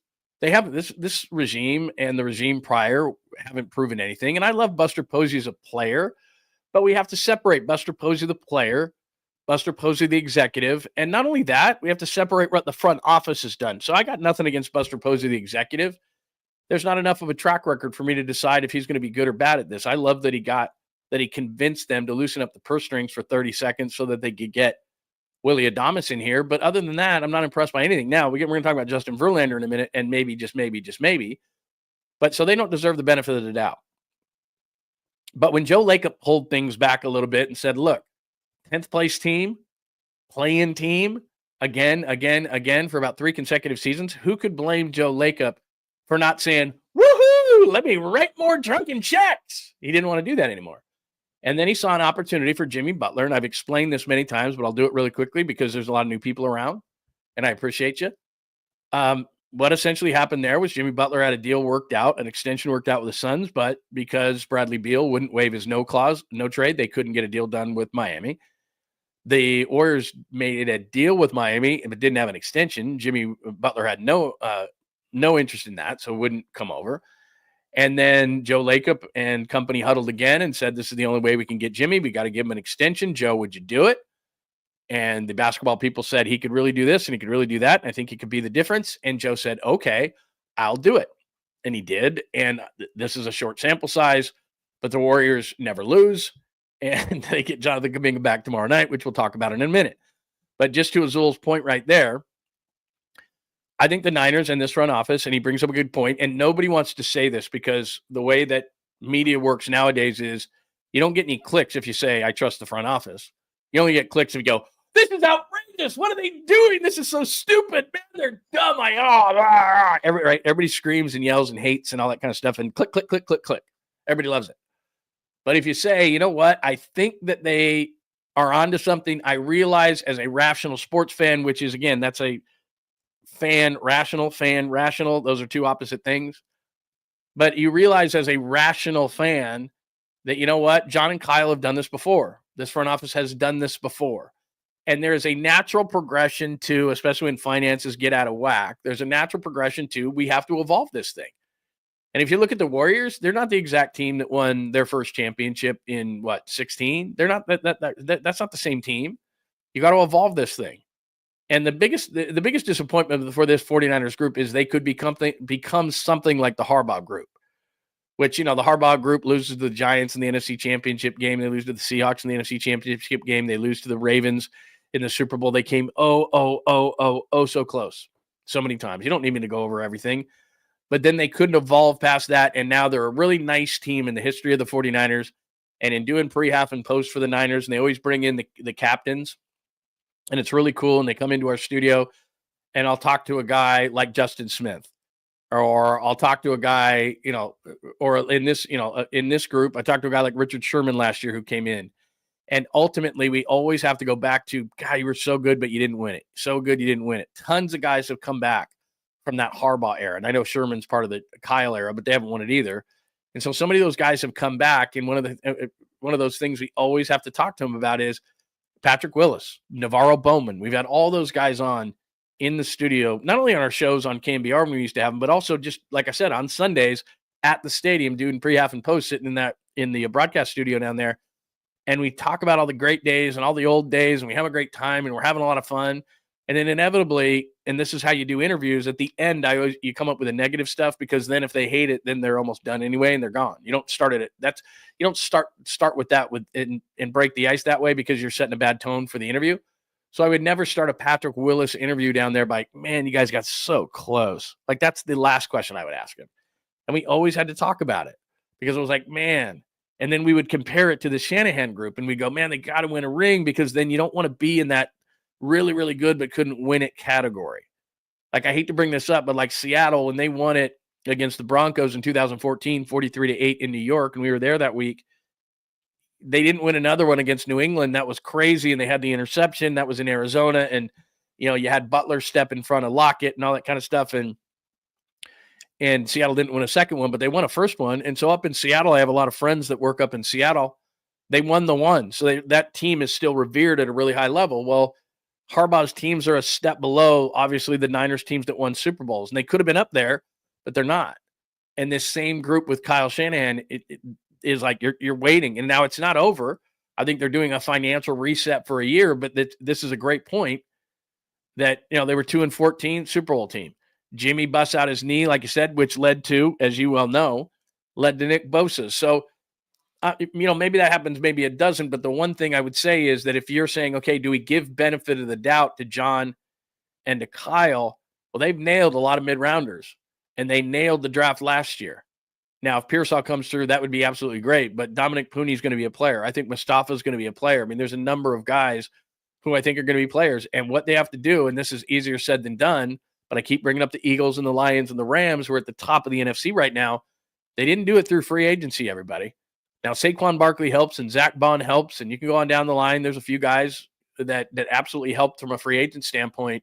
Matthew Stafford goes to the Rams. That's a free agent, or that was actually a trade, but that's not something. But if you look at the Rams, the reason why they won the division is because they drafted well. The reason why Philly, and I know they got A.J. Brown as a free agent and everything like that, but they drafted Jalen Hurts, and they drafted the majority of that offensive line, and they drafted Jalen Carter, and they drafted Quinyon Mitchell, and they drafted Cooper DeJean, and on down the line. They did it through the draft, and same thing with the Lions. Now, a trade. They got Jared Goff. Nice job. They drafted Aiden Hutchinson. They drafted Amon-Ra St. Brown. They drafted Brian Branch. So a lot of the impact players, they drafted Jack Campbell. They drafted Penny Sewell. So that's how you have to do it in this league. You free agents, you can sprinkle them in. Trades you can make. There's no doubt that those things help.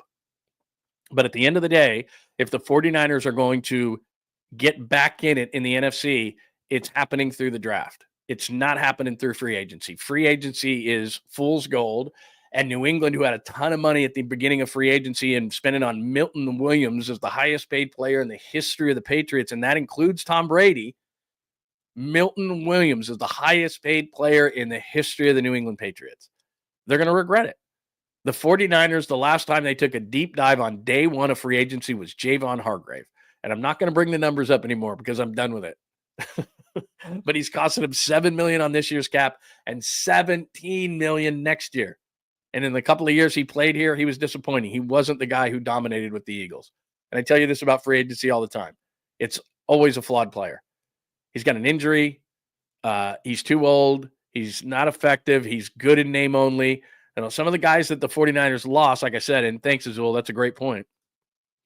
Some of the guys that the 49ers lost, as I said, go to JohnLundUnleashed.com. Afunga's a great name. Floyd's a great name. 𝐬𝐮𝐬𝐫𝐷𝐿's a great name. Those guys weren't effective anymore. Aaron Banks for 4-77 is a joke. Jalen Moore for 2-30 is a joke. So I'm not saying that these guys are easy to replace, and the offensive line at two spots and the defensive line in general is in tatters. I mean, I'm not here to tell you anything else. I'm not here to blow smoke up your ass. The defensive line right now and the front seven in general is brutal. I just got a text from a friend of mine who said former Seahawks coach, so he's going to give me a Trey Brown breakdown.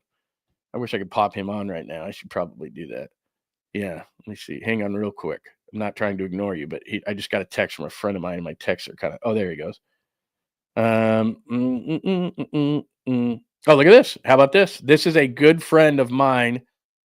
This is Trey Brown on a tweet. Trey Brown says, dealt with injuries last year that slowed me down, but we 100% Niners getting a good one. I can promise you that. So that's my buddy in Seattle texting me what he just did. Okay. You know what I should do? I should call him right now and put him on my show. See what we're getting in Trey Brown. But anyway, I digress.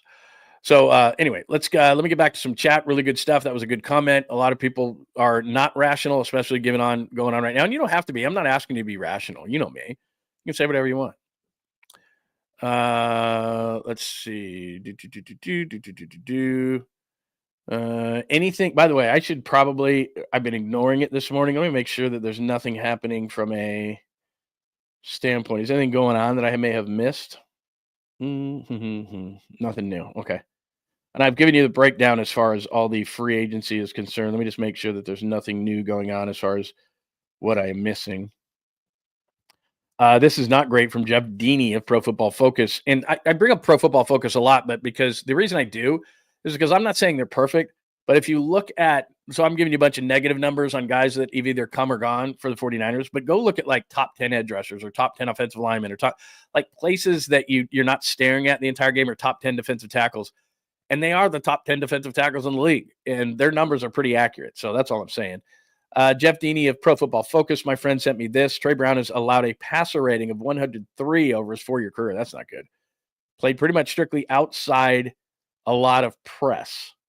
So there you go. 2024, 277 snaps and only 6 in the slot. So he's an outside corner only. Outside corner only. Okay. Let me just make sure that there was nothing new that I'm missing today. Let me just make sure really, really quickly. Okay, I don't see anything new. All right. Salary cap. Let me see. They're adjusting the salary. Let me just see where the Niners are on the salary cap. Okay, that's good.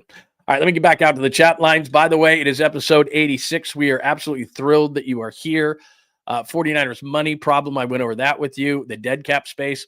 How much did they really lose? I went through that in my piece at johnlundunleashed.com. No broses. No broses as Joey goes to the Bills for a little bit more money. The defense is the issue. They're going to score enough points. They're going to replace the guard. They're going to replace, I think, the center. But I do think that defensively, major problems. Weird signings. We'll go back over that. I don't understand them all, but I know that they are cheap. I don't mind Demarcus Robinson. The other ones, to me, are special teamers. Trey Brown's been hurt a lot, which I don't love. So that's what we are. We'll go to Kaminga back on Thursday. We'll go to that still. Verlander, the MLB hats, and Tolbert today means 1 o'clock. I'll be on Tom Tolbert's channel. So make sure that you tune in for that. And that will be not only here on John Lund Unleashed on YouTube, but also on Bay Area Sports Collective. So please make sure on Bay Area Sports Collective that you subscribe there as well, and you won't miss me, and put your alerts on, because yesterday, for example, I posted on johnlundunleashed.com, posted some new video, and I know you got me, and you wouldn't have known that if you didn't have your alerts on. Yeah, I'm sorry. I'm over-referencing PFF probably. I would always say that. Oh, hello, Alaska Outdoor. I don't know if I've seen you before, so it's very nice. Everyone welcome Alaska Outdoor into the chat, and if you've already been here, I apologize. Wanted to make sure I said hello to you. What are we talking about with Billie Eilish?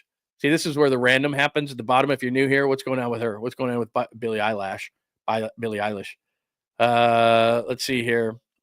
What do we have? No. Yeah, I don't trust that Seahawks fan, because I just said that we were getting a good one, and then our guy Jeff from PFF went, bro.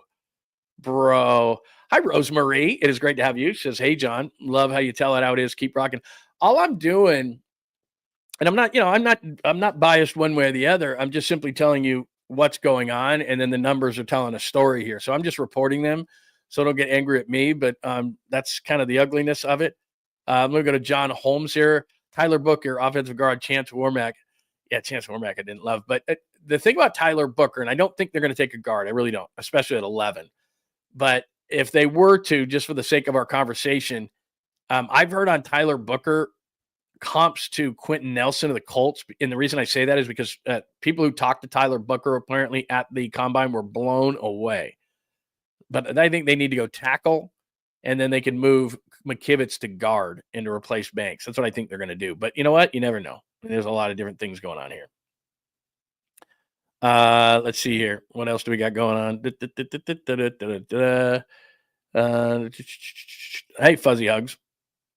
Let's see. I was going to pop yours up there. What else do we got? Anybody else got any questions, comments, thoughts? Because I'm going to move for just a minute on to the Warriors. Good morning, Antonio. I hadn't seen you in the room today. Good to see you. Niners are in a prime position, reloading. We'll have a last play schedule. Right now, man, I'm looking at this thing, and I was very optimistic. They've dumped a lot. But again, read the piece at JohnLundUnleashed.com. It's not the names that you think. It's just where I'm at, and this is where the game is won. What are they doing on the defensive line? And what are they doing in the front seven? That's my major concern right now is if you look at the defensive line outside of Bosa, nothing. The linebacker core, Fred Warner, who's coming off an ankle, so he's going to be better next year. But I'm not excited about Curtis Robinson next to him. Sorry. I'm not excited about D. Winters being next to him. Sorry. You can find here's the positive thing about the 49ers. And look, this is a thing where they looked at everything. So they looked at the finances, they looked at the dead cap, but they also looked at the draft and said, okay, if we let go of some of these guys, if it's Malik Collins, if it's Javon Hargrave, if it's Leonard Floyd, who, by the way, all three of those guys last year sucked. I don't care if Floyd had 8.5 sacks. Go look at the other 600 snaps. He sucked. So he decided we're not going to overpay all those guys. We're going to take the hit. We're going to take this big financial hit right now. We're going to reset for a year, and then we're going to be back. But the whole thing about it is they probably looked at the draft and said, okay, there are those 24 starter talents that Daniel Jeremiah says there are. And they're not looking at Daniel Jeremiah. You and I are, but they know the same thing. And along the offensive line, there are players that they can get. That's a strong spot in this year's draft. The D-line is a strong spot. And then as far as off-ball linebackers, think of off-ball linebackers. In other words, guys who aren't screaming off the edge after a quarterback. Fred Warner's an off-ball linebacker. Dre Greenlaw's an off-ball linebacker. Those kind of guys are kind of like the running backs of the defense. And I don't mean that in a literal sense. What I mean is that they're undervalued, like a running back is undervalued.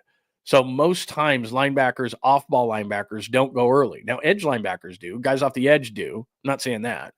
I'm saying guys who are off-ball linebackers, they're not as valued. So you don't have to go in the first round for one of those guys.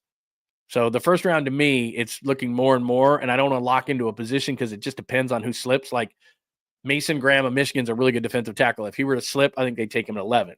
But if Will Campbell of LSU or some Membu, the kid out of in Missouri or something like that, is there at 11, and there's nobody else obvious, they're going to take that guy. He's going to be the right tackle. They're going to move 𝐾𝐨𝐽𝐺 to left guard, and Trent Williams is going to reluctantly stay on this team that may not win a whole lot. And that's solved right there. Boom. Offensive line, fine. I'd like to get Brendel replaced. I don't know if they can. Maybe they can. I like this kid out of Georgia's last name's Wilson. He's really good. Big-time athlete at 310. Anyway, I don't mean to go Krug. But then we go on the defensive line, and they have so much work to do. It's not all going to be through the draft, though. There will be guys because of free agency. And again, first day of the year, NFL year is now. And so you're going to start signing guys, and you're going to start releasing guys. And hopefully there's a couple of guys who can at least be workmanlike in the middle. I think that's the best you can expect out of the defensive tackles is let's be workmanlike inside, but they need to find a dynamic edge guy opposite Nick. And Joey Bosa wasn't going to be that guy. You and I talked about it over the last couple of days. It wasn't going to be that guy. But what it was going to be and what it needs to be is ever since D Ford started limping around in 2019, they just haven't been able to find that guy. And I know 8.5 sacks, but you get absolutely blinded by 8.5 sacks by Floyd. Must have had a good year. In the other 600 snaps, he had a PFF grade of 53. And he had one of the worst run grades in the league. And all you got to do is watch the tape. At 240 pounds, he can't hold the edge. And so that's why he's in Atlanta. And he's fooled them into thinking he's going to be something for a 1-year, $10 million deal. So he wasn't the answer. And he wasn't the long-term answer. So the Niners went, you know what? Why are we doing this? And they're going to have to eat money on him as well. But they need to find somebody in the draft that I think they're going to go edge before defensive tackle, although tackle's really good in this draft, so maybe they will go tackle. But I think they're going to find workman-like tackles who can stop the run, push the pocket, find an edge guy opposite Nick, which is a big deal, find a tackle, which I think, as I told you, the offensive line gets fixed that way, and then 𝐾𝐨𝐽𝐺 moves inside, and then linebacker-wise, probably in the mid-rounds. Find a guy, because remember, here's one thing. I'm going to go back to that, to the super right here really, really quick from, I hope I'm saying it right. Azul says, that he's got confidence in him. Remember, to give you a little bit of positive here, Fred Warner, 3rd round pick, Dre Greenlaw, 5th round pick. They found linebackers. They have a history of being able to do that. So can you find a guy in the 3rd or the 5th round? I'm not saying they're going to be Fred Warner. I'm not saying they're going to be Dre Greenlaw, but somebody you can put next to Fred Warner. And the hardest part about an off-ball linebacker and finding one of these guys, everybody can go forward. You can find that guy. You want to come forward and stop the run? You want to fill a hole, those kind of things, going forward. The problem is, and I told you this yesterday, is finding a guy who can cover against the pass. Because we saw Devondre Campbell last year. We saw the back of his jersey, Campbell 59, constantly. Why? Because he was chasing a guy down the field after he had just beaten him on a route. And if you've got a linebacker like that, they are going to pound you all day. Running back, a slot receiver, tight end, they're going to crush you with it. Because that's what the game's about, right? It's about finding the matchups. And so if you've got a linebacker that's susceptible and is not good against the pass, you're going to get crushed all day long. And so can you find that guy? Because that's rare in college. And I told you this. First training camp, I was down when Reuben Foster got drafted. Everybody was excited about Reuben Foster. Remember, they traded back into the round. They get Reuben Foster ahead of the Saints. And everyone's excited about this guy. And I watch drills. Foster could come forward. Now, his stuff was all off the field. But I'm saying when they first drafted him, everybody's all excited about him. So I'm watching 56, and he's going forward fine. He's making plays. And all of a sudden, they get him in pass drills. And not only was it, Kyle Juszczyk made him look like a child. It was just foolish. It was ridiculous. He was falling down. Kyle Juszczyk would run like an arrow route and cut inside. And Foster fell down a couple of times. I'm like, oh, my God. But then it was like, I couldn't remember who the tight end was. It was nobody special. It was like a 3rd string blocking tight end. And he ran a route, and Foster wasn't even in the area code. And I was like, So that's the problem, is that you get linebackers who can come in who are 1st-round picks or top-round guys and everything, and you get all excited about them. Who can cover? Dre Greenlaw could cover. Fred Warner could cover. If you got a guy next to Fred Warner who can't cover, that's going to be a problem because it's a passing league. So that's where I think my issue becomes. And of all the guys, and like I said, I wrote this at JohnLundUnleashed.com, and I gave you panic levels on all the guys that left. I only go high panic levels on Floyd and Hargrave because of what's left on the line, not because of those guys in general. The only high panic level number I have is Greenlaw because that replacement is not on the roster. Hufanga, there's a replacement on the roster. Banks, there's a replacement on the roster. Go on down the line. Juszczyk, they've already replaced that with Luke Farrell. There's replacements on the roster. But in Greenlaw's case, there's no replacement on the roster, and that's why of the panic levels that I've given you, and I'm pretty low panic, it's more about quantity than quality that actually left the building. Like Charvarius Ward had a 56 PFF rating last year. He just wasn't very good because of the things off the field. 2023, Charvarius Ward, they re-signed that guy. But in 2024, they decided, okay, Demo Lenore is going to be our guy. We're going to re-sign him. Ward's not going to come back to the Niners. So some of these things that have been written and said, you were shocked that Aaron Banks left for $4.77. You wanted that? You wanted to pay Jalen Moore $2.30? You wanted to pay Hufanga, who hasn't been good since 22, $3.45, and you've already got Mustafa to replace him. So I'm just here again. Like I said, rational and fan are two different things. I'm just trying to have you understand that, hey, look, I'm not saying financially things are great because they're not. But what I'm also telling you is we shouldn't be shocked by the guys who left. And to be completely honest with you, there's not a lot of impact that left. There's some name value that left. Ward's got a name. Hufanga's got a name. But there wasn't a lot of value in terms of the way that they played, especially last year. Greenlaw, to me, is the only one who does that. So anyway, Ian Rappaport reporting that 49ers never came close to landing Joey Bosa before he got a new contract with the Bills. Let me tell you something. We know that because we're looking at the guys who were signed by the 49ers, and just to kind of reset real quick, if you just jumped into the fray here, these are the guys that they signed. DeMarcus Robinson, that's not a bad signing, DeMarcus Robinson. Richie Grant, 1 year. Gifford, 1 year. Pinnock, 1 year. These are 1 year deals that next year they're going to reset this whole financial situation. Richie Grant's a special teamer. Gifford's a special teamer. If they think Pinnock's going to play in the base, that's going to be a major problem. Like I said, he had the worst passer rating against last year for any, targeted 20 or more times. And he plays well near the line of scrimmage, but so does Malik Mustafa, so you're redundant there. So I think he's going to be a special teamer too. I could be wrong, but that's what it is. And just to reset this really, really quickly, and then I'll move on to some NBA stuff because the Kaminga story is really big. That's dead cap right now, almost $80 million, most in the league. And they're going to add on to that Hargrave and Collins, so you're going to be way over 80. If they were to somehow trade Ayuk, you can throw another 18 on that. And Hargrave is one of the worst signings in the history of the team. This year, he's going to cost you 7. Next year, he's going to cost you 17.4. Ugh. And then one more time on the defense. Offense, I think, will be fine. I think they'll fix the offensive line, and they have the skill guys coming back if they're healthy. Bosa, Warner, Lenore, throw Yadam out of there as well. Green, Mustafa, that's what's coming back. The defensive line is going to have to be pretty much the focus of the draft. So that's what we got. All right, before I move on to some NBA talk and talk to you about Jonathan Kaminga, that'll be interesting because I'm watching the numbers right now and who's in the room. I always gauge this every single day because if you all leave me, and I'll get back to the 49ers and I want to get your thoughts on it, but let me make sure that I hit some people up on the chat before I do that because the Kaminga story is big. But if you all leave when I start talking about the Kaminga thing, then you'll tell me what's going on here. This is a great point, sports fan. Why waste a year with aging vets? Wouldn't it be smart to trade them while they have value and still go full rebuild? Yeah, it would. But the trouble with the NFL, and again, I'll just pop this up one more time to have people understand this. The problem becomes right there. So the last number in white with black to the right is what they'll make. As far as the cap is concerned, it doesn't necessarily mean what they'll make, but that's the cap number. And then the first red number is the offset number of if you let them go or if you trade them.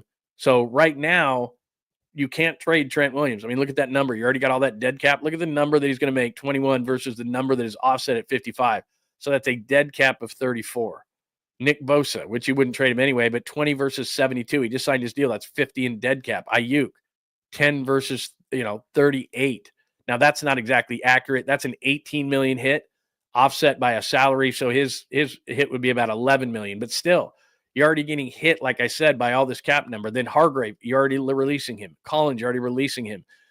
Gross Matos, you could save a few bucks, but who's going to play on the defensive line? And that's kind of my thought on Ayuk. Why would you trade him right now with his value being, I don't know, 3rd or 4th rounder, maybe? And then you're going to have dead cap on him. And, oh, by the way, somebody's got to catch the football. So that's the problem in the NFL with going, you know what, we're just going to tear it down to the studs. Well, you signed Trent Williams last offseason. You signed McCaffrey last offseason. Some of these deals that are longer-term deals, and what they do is, again, I don't want to get over statty here and over numbers here because people start going, what? But what happens here is that you have to extend the signing bonus over a long period of time so that your cap number can stay low on these guys. So they redid a deal with Trent. They redid a deal with McCaffrey, those kind of things. And when they do that, what you do is you extend the contract out. Like Fred Warner right there has a $29.2 million cap hit on the Niners. That's not working. They're not going to do that this year. So what they're going to do is they're going to restructure that deal at about 3 dummy years on the end of that whole thing, or void years is what they call them. They're going to get Fred's cap number down to, they're going to give him a signing bonus. So he's going to be happy because he gets some money. They're going to take that money and make it over at about a 3-year period. So then it's going to drop Fred's number to about $12 million a year. That's how it works. And now you can live with that as a cap number. But what that does is it keeps pushing things into the future. And then at some point you are going to have to pay that off. So Fred Warner, you're going to restructure that deal because $29.2 million is way too much to pay for a cap number for a linebacker. They're just, no matter how good Fred is. So they're going to do that. They're going to push some of that into the future. And at some point, Fred's going to have dead cap space. It's just the way it's going to go. So they're willing to take a bunch of hits right now because they've done that again and again and again. We extended a guy, we extended out the years. We extended a guy, we extended out the years. And at some point, you just go, the hell with it. We're just going to take the hit. And that's where they are. So hopefully that makes sense. Like, dude, could you stop talking about numbers? You're killing me. Killing me is what you're doing. Let's see. Yeah, man, that's a great point. Hi, Fuzzy Hugs. Good to see you. Regardless of front office strategy, this is an unceremonious end to an era for the Niners with Debo, Greenlaw, Hufanga, Juszczyk, and to some extent Elijah Mitchell all now gone. You're right. But I think what they're trying to do, and maybe this will make you feel a little bit better, what they're trying to do is say, look, we haven't gotten it done, but we don't want the era to be over, because I still don't think the era is over. You can call me crazy. Brock is returning. CMC is returning. Trent is returning. Kittle's returning. Warner's returning. Bosa's returning.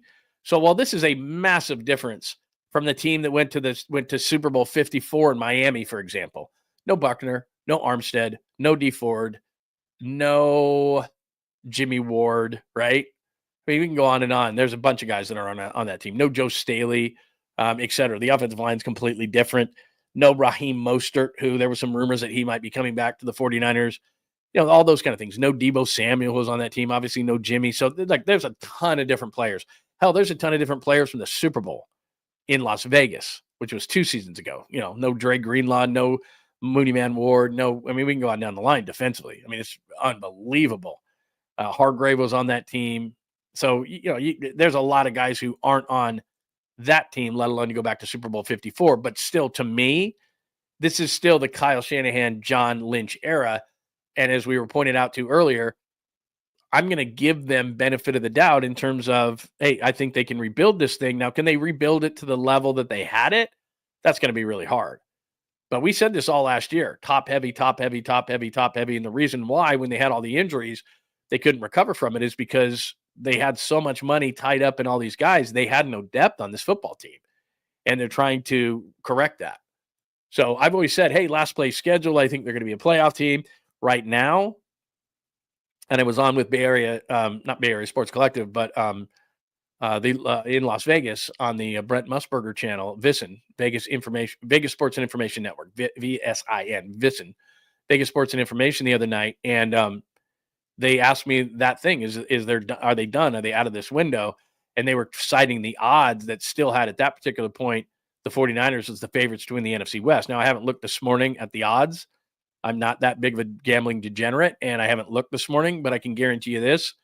The Rams are going to be the favorites, and the Seahawks might be ahead of them. And I don't think the Cardinals are, but, you look at what's happened, and there is a perception of what the 49ers lost, and there's a reality of what the 49ers lost. And that's what I wrote at johnlundunleashed.com.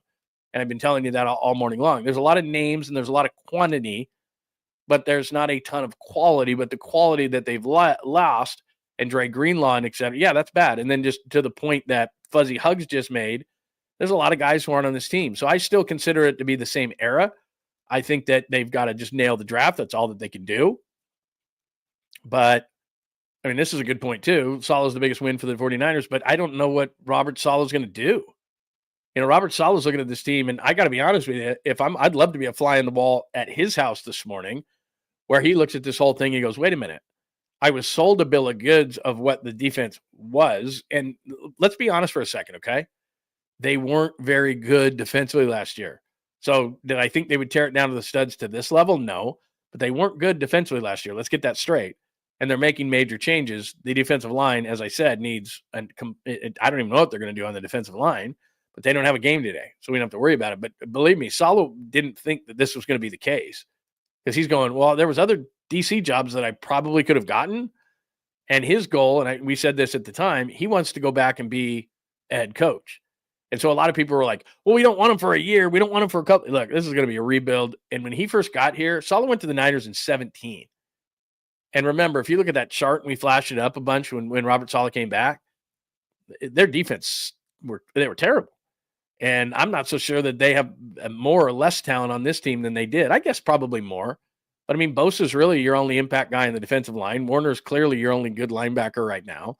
On the back end, I like Demo Lenore. I don't mind Renardo Green. I don't know what Mustafa's going to be. He's a box safety, and he can hit really hard, but they're going to go after him in the pass game. And I'm not a J.R. Brown guy at free safety. And Pinnock, who they signed yesterday, is a box safety who, if you put him in coverage, at least last year, he was the worst safety in the league. That's a great point, Pine Needle. I hear you, bro. It says you don't do that kind of crap the year your stadium in your city is going to host the Super Bowl. It's going to be the most embarrassing thing. What a bad move. That's a good point. I didn't ever think of that. That if they're a team that goes 6-11 this year, and we kind of had illusions in our head, right, where it was like, hey, maybe they could be in the Super Bowl in their hometown, something to what Tampa was a few years ago and won it, the first team to do that. I know the Niners played the Dolphins at Sanford Stadium, but to be in the stadium that you played in, there was, we were like, oh, maybe they could do that. Maybe they could be in the Super Bowl in there. Oh boy, that's a good point. What else do we got? All right, should we go to the Niners, or excuse me, should we go to Kaminga, or are you still enthralled with this? Let's see what we got. Yes, I will 100%. We are talking right now, Dom, and it's great to see you in the chat today. We need you on Polymax Particles soon. Great show, bro. Thank you. Yeah, I'll be on with Poly. In fact, I was texting with Creative Tony, and because we're all part of the Bay Area Sports Collective, if you didn't know that, please make sure you subscribe on YouTube. But yeah, we will absolutely positively do that. No question about it. Let's see here. Why is my wife in the room? What are you doing? What's going on? See, this is what I do when I go into random, because I'm good. Thank you very much. Boy, she's the great. I take it all back. She's the greatest. No, I have my new coffee cup, which, like I said, let me see where this thing's at. No, it's still good. I don't know what I put in it this morning, but still good. Still warm. Let's see. Enrique is going to officially rebuilding. Look, it's hard to argue with you on that, man. I think offensively they will score points. I'll wait to see what they do defensively, but they are definitely telling us, look, we're doing a financial reset. Now, is that a rebuild? Is a financial reset a rebuild? Maybe. But I know they're doing a financial reset, whatever you want to call that. Let's see. What else do we got?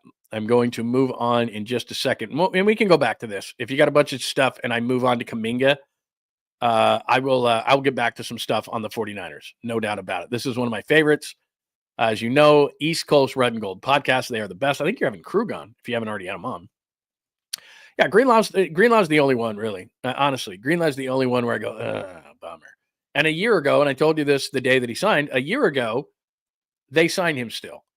And you can blame the Seahawks and the Ernest Jones deal. You can blame the Jets and the Jamie and Sherwood deal. You can blame the Chiefs and the Nick Bolton deal, because that was the linebacker market and Greenlaw before everything started.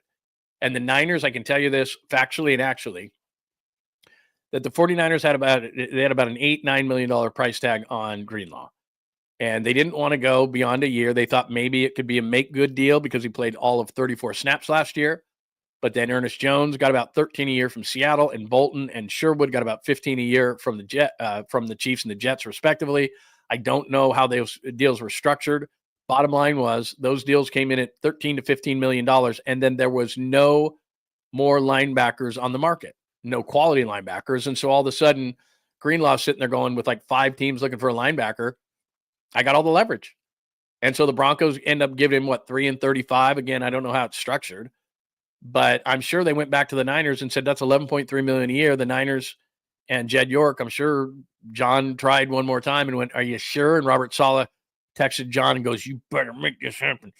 And he didn't, and it didn't. And in past years, they would have made an emotional decision, as we talked about before free agency started. They weren't going to do that. So they didn't make an emotional decision. They didn't come off their number. It was not only too high for the AAV from 8 or 9 to 11.5, but also the years. They didn't want to go 3 years on them. You can, say whatever you want. The problem with that to me is you don't have a replacement on the roster. With the other guys, I'm just not that worried about it. With Juszczyk, it's been done. With the Funga, it's already done. With Banks, he's not that good. With Moore, he's a swing tackle. Burford could be that, or somebody they get. That's not a big deal. Aaron Banks, 4-77. Please, that's a joke. So they'll be fine. I have a weird feeling McKivitz is going to be your left guard and they're going to draft the right tackle, but I could be wrong. So they'll be able to, those guys, it's, again, you're freaking out over quantity. You're freaking out over name value. Charvarius Ward was not a good corner last year. It's 23, Charvarius Ward. And we knew what was going to happen. They signed Demo. You knew they weren't signing Ward. So, Renardo Green wasn't bad last year, and I expect him to be better in the second year. So there's all these different things where they have a replacement, or that player's not going to be that hard to replace. But that's not the case with Greenlaw. So I bet that the powers that be, whether they be Kyle or John or Saleh, probably pled to Jed and Parag and the powers that be that hold the purse strings. Please, please, please, please, please. Greenlaw, please, please, please, please, please. Didn't happen. And it wasn't going to happen. We're not doing that this year. We've decided we're not doing that. So that one hurts. There isn't a replacement. And he's an emotional guy and everything else. But the one thing is, he's not only is it they didn't want to go past that number. Achilles is the worst injury in sports right now. And there's nothing that says he's going to automatically come back from that. And they didn't want to be in that boat because what are they doing? They're paying a bunch of dead cap for a bunch of players who aren't playing for him. And I've popped this up a bunch of times. I'll do it for the last time, and I'll give you fair warning every. But again, that's what they're paying this year: $78 million for guys who won't play, and add 2 more guys to that in Hargrave and Collins. So they just decided, you know what? We're not taking the chance anymore. Can't do it. All right, let me just check one more, and then let me get to Kaminga because I keep saying this, and we're almost 2 hours into the show. So let me make sure that I've got this. Great question. I'm glad you're checking in from Hawaii, 808. You're the man. I've said this morning. It just depends, but I have a weird feeling that they're going to have a choice between Mason Graham of Michigan, and they really need a defensive tackle, so they may go there. And then if Will Campbell, because they're talking about short arms from LSU, is there, I think they stick him at right tackle as the left tackle of the future. And I think they move Colton McKivitz to guard because I've heard from many people down there in Ninerland that they think actually McKivitz is a better guard than tackle. And he's got that nasty mentality. So I think they could go Will Campbell or the kid from Missouri, Membu in the first round, stick that person at right tackle, McKivitz at left guard, and your line is better. And you have your left tackle of the future. And I can guarantee you this, Trent Williams is waking up after free agency going, huh? What? I'm 37, man. I thought we were going to try to win a championship here. So he's not real happy, but there's nothing they can do. They're not going to have dead cap like this. Like I said, will they have a dead cap bounce next year? Yeah, like I said, I showed you Hargrave, 17.6 on Hargrave. Ugh, that's what they're trying to avoid. And they're going to have more dead cap. There's no doubt. I think Debo's still got more dead cap. They're going to have it, but not like this year. And that's what they're doing. They're just saying, you know what? Ooh, good call right there, bro. Niners need the 81 draft and a trade. You know what? I'm going to just let's have a little fun. Should we? Because we've been so. I don't mean to be negative, and I wouldn't say we've been negative. We've just given you reality. Look at this. Yeah, they do need this one. Let's do this. Let's put this on the board for you. No, look at this. This is unbelievable. Let's do this. Okay, we need this. Let's forward this to my computer. Do this real quick, and then I'll put it on the screen. Let's feel better. That's a good call by you. Let's feel better, okay? Let me share my screen with you because you just gave me a great idea. Let's have some fun. Let's have just a tiny, tiny bit of fun in the midst of all this negativity. Boom. Did I give you it? Did I get it to you? There it is. So look at this. Am I sharing? Yeah, I am sharing this. Ronnie Lott. This is all they need. I mean, come on. This is all they need. Is Ronnie Lott in the first round, Eric Wright in the second round, Carlton Williamson in the third round, Kugler, that was a nice one. So yeah, that's all they need. Just their secondary. I mean, they need that. You know what they need? Because it's Dwight Hicks and the Hot Licks, obviously, with Ronnie, Eric Wright, and Carlton Williamson. But what they need is that needs to be a defensive line draft. So replace Ronnie Lott and Wright and Williamson in the secondary with defensive linemen in that scenario. And I think that they'd be in a pretty good spot right there. So yeah, that's not too bad. Yeah, that would suffice to get those. But let's make that defensive lineman. Okay, let me see. Hold on just a second. What they get? Because I know they had a better one too. No, not that year. Let's see if we go back to 80. Because what you have to do is you have to put like 3 drafts in a row together. Is what you have to do. That's not a bad. Okay, let's do an 80-81. So Earl Cooper, Jim Stuckey, Keena Turner. You got some contributors there. That's not bad. Yeah, that's not bad. And if you really want to go back, you want to nail like 3 out of 4 drafts. Let's go here because we know what happened here. Joe Montana in the third round, not bad. So yeah, that's not bad. So there you go. All right, that's all they need to do. To be completely honest with you, I would go through a bunch of them. This goes back. I don't know if I can do this fast enough. And you'll be like, oh, come on, Lund, will you stop doing this? You're making me dizzy. But let's do this since you just made me do this. And now, see, once I go down a rabbit hole, this is the problem with me, is that I'll go down a rabbit hole. And now that you got me thinking about this, and now I start thinking, okay, I don't want to go through any of these drafts. These are terrible drafts. But some of the drafts, when you start thinking about what they did, this is the draft they need. Is it 11 or is it? Oh, no. Wait a minute. 7. Let's start here. 7 is the draft where they got Willis and Staley, right? So Staley's going to the Hall too. So a draft like that would be nice. There's 2007. So there's Willis. You're talking about Willis. There's Willis, like I told you. They have 11 this year, but an off-ball linebacker rarely goes there, and that's what Willis was. Willis, Staley, Ray McDonald was solid. Don't like the off-the-field stuff. Deshaun Goldson was really, really good. So that's good. Terrell Brown actually was decent as well.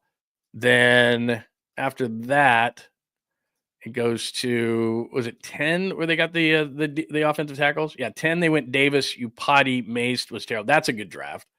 That would suffice right there. Kyle Williams, don't get me started. But still, you're talking Anthony Davis, Mike 𝐿𝐴𝐷𝐻, Navarro Bowman. That's a nice draft. And 10, you wonder why they started being really, really good. And then this was the one. Aldon Smith, Cap, Culliver, Kendall Hunter didn't have the injuries. Daniel Kilgore was their center for a while.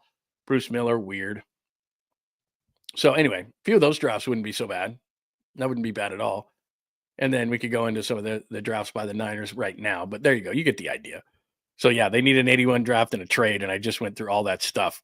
Hopefully that helped you feel a little bit better. So that's not too bad. That wouldn't be so horrible. One of those drafts. They need like 3 of those in a row. Let's be honest. Okay. All right, Lost Crew. You're the man. You're the man. You're the man. Let's do a little Kaminga talk because I've been promising it forever. And you're like, dude, what are you doing? Was 86 the best? Damn it. I should have gone back there. Yeah. All I'm saying about that is you need that, but you need it for the defensive line. My God, do they ever. All right, let's get to Kaminga and hit a little bit of the Warriors. By the way, red hot, playing great. Jimmy Butler, a triple-double. They play the Kings tomorrow night. Let me go this route right there. So that's Denny Emmerman, our friend who has been on the show before at John Lund Unleashed on YouTube. Jonathan Kaminga expected to return Thursday versus Sac. Has missed the past 31 games with that glass ankle. His reintegration, now this is the part that's interesting to me, his reintegration into a completely new team, one that's rolling with Jimmy Butler, will be the biggest dynamic to watch down the stretch. And we are officially down the stretch.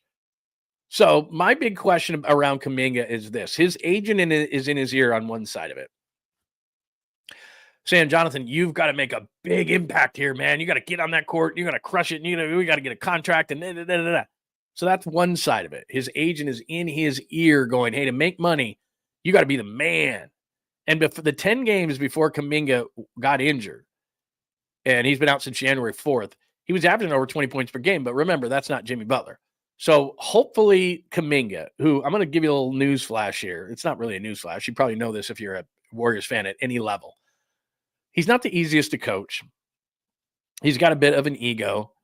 I like that in my players. That's fine. But he's got to realize to reintegrate, to use Danny Emmerman's word there, to reintegrate himself into the Warriors situation, they're rolling, bro.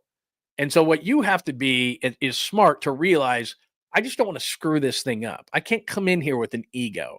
I can't be demanding to start with Steve Kerr. I got to start. You don't fit. All right. Butler doesn't shoot threes. Draymond's not a 3 guy. So now we put you in there and it's you, Steph, and Pods. And there's not enough shooting on the floor. You got to spread the floor. So look, you play the Iguodala role where it's like you're coming out the bench. You kind of see what we need.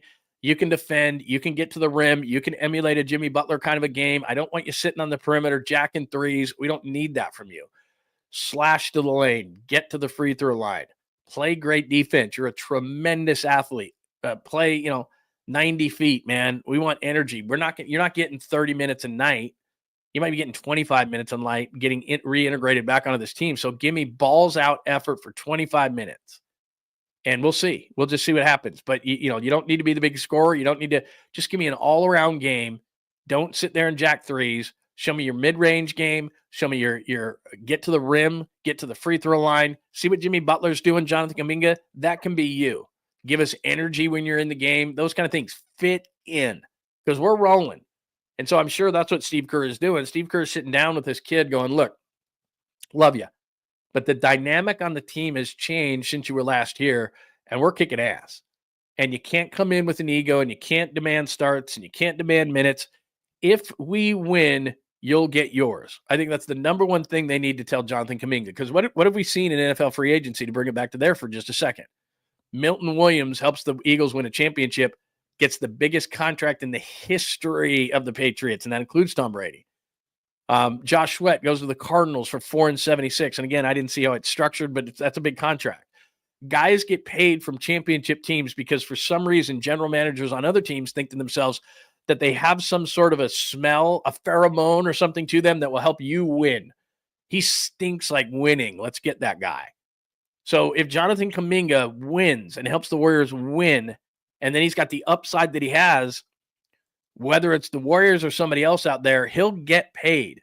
You just, by hanging around, there's a positive vibe around you. So if you come back and you play well and you play hard and you play on both ends and you realize the way that your game has to be played, use that athleticism to get to the rim. Don't sit there on the perimeter. Use your mid-range game.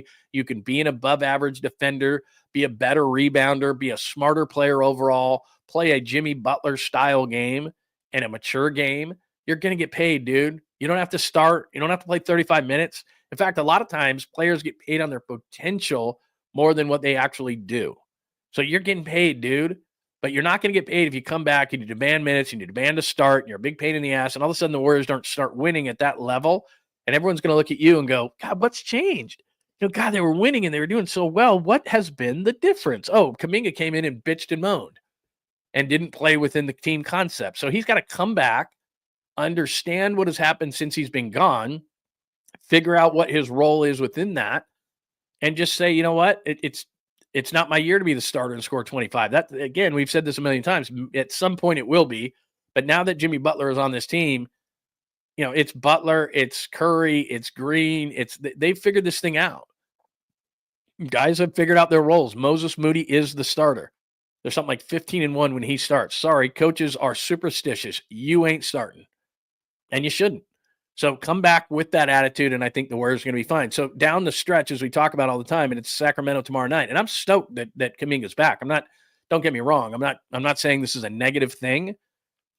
Having more depth on your basketball team at this point of the season where guys are kind of gassed, but you're going for it down the stretch, that's a really good thing. And Kaminga, once we get to the playoffs, Kaminga in certain matchups is great because they, now that Wiggins is gone, and I'd rather have Butler, obviously, but there's going to be certain limitations. Kaminga's athletic. He's long. There's going to be certain guys, like we put this up yesterday in the playoff picture.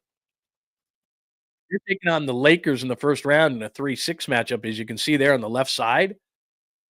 You're going to have to defend LeBron. You're going to have to defend Luka. You're going to have to defend Reeves. They have a lot of guys on the perimeter that you're going to have to defend. Hey, Jonathan Kaminga, Butler and Draymond can't defend them all. They're going to need Jonathan Kaminga in a series like that against the Lakers. He's going to have to be on LeBron for a minute. He's going to have to give length to Luka, a different look for the Warriors. He's going to have to move on to Reeves potentially. There's guys on the Lakers he's going to have to defend. Now, the one positive is Anthony Davis would eat the Warriors alive, and they don't have to worry about him. But Luka's obviously a bigger problem, but you got to put some length on him, that fadeaway that Luka is known for, that kind of stuff. They're going to need Kaminga in certain points in a series like that. Denver, let's just say they could get by the Lakers. You play Denver in the next round probably. So guys on the perimeter on that team. Jamal Murray, you might have to put some more size on. Michael Porter Jr. So there's guys, same thing with the Aaron Gordon. There's guys on the perimeter, and Gordon's more of an inside guy, but there's guys that he would have to help guard. And so they would need him in the playoffs. And everything is about matchups once you hit the playoffs. Everything's about matchups. And so the Lakers are perimeter. Everybody's perimeter oriented. But, obviously, when you're talking about Jokic, that's a whole different thing. And that's why I don't love the Nuggets matchup, because they don't really have a great answer for Jokic. Nobody does. And I don't want to get into the whole MVP debate. Everybody's going bananas over the MVP debate. Jokic is the best player in the game. Does that mean he's the MVP? I don't know. And Shai Gilgeous-Alexander's having a great year, but I was watching Screamin' A yesterday, or I saw clips of him. I wasn't watching it. I saw clips of Screamin' A, and him and Perkins are getting into it over the MVP. Nobody really cares about individual accolades, by the way. I laugh when I see it. Nobody cares.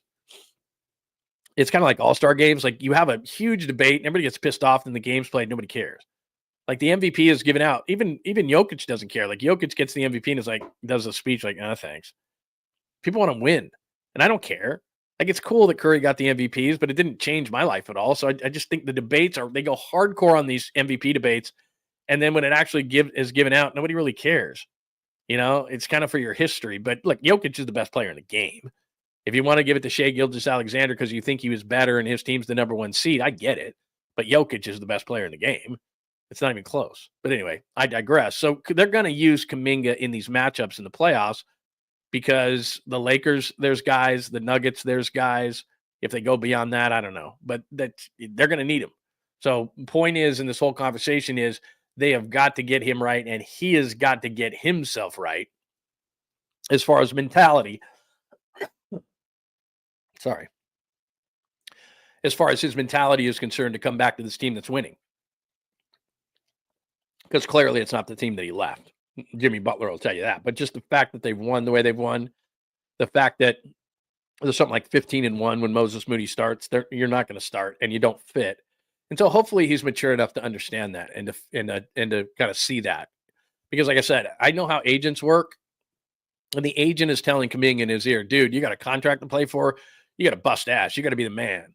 And I hope that's not what he's listening to. You got to reintegrate, as Danny Emmerman says there.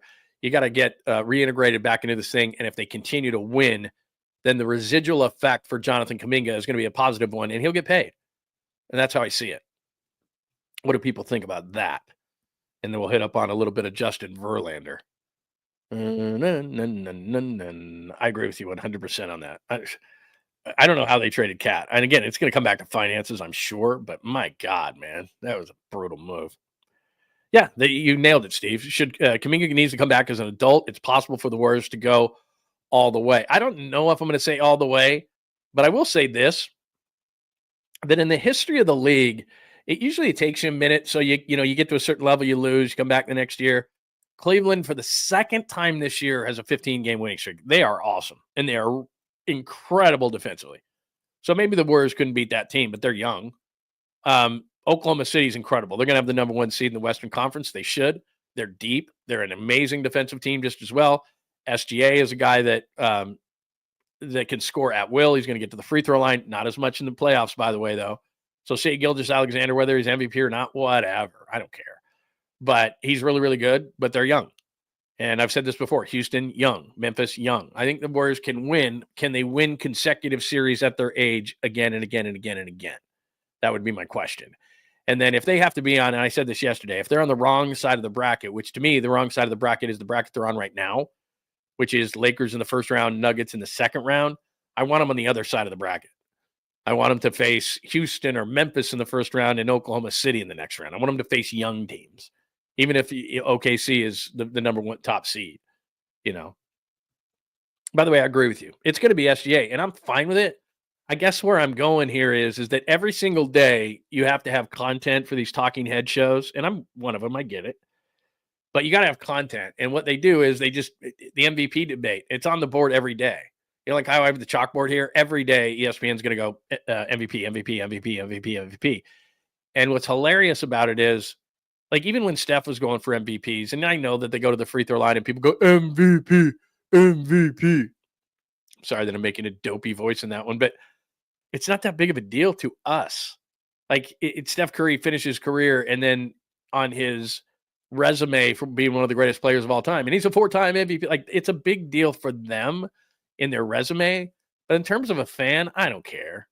And here's Screaming A and Perkins going at it and screaming and yelling, and their eyes are bulging out and they're sweating and they're spitting, and they're debating it's so hard over an MVP. And I'm going, for me, it doesn't matter. Like, Jokic is the best player. Shai Gilgeous-Alexander might be having the best season, which I don't even know if he is, because Jokic is so ridiculously good. But what happens is the media gets bored, and I told you the story the other day. I was covering those finals in '98, and my beat was the Bulls in the Bulls locker room, and Michael Jordan didn't miss a beat when it came to a press conference to mention that year that Karl Malone won the MVP. So actually, it can work against you.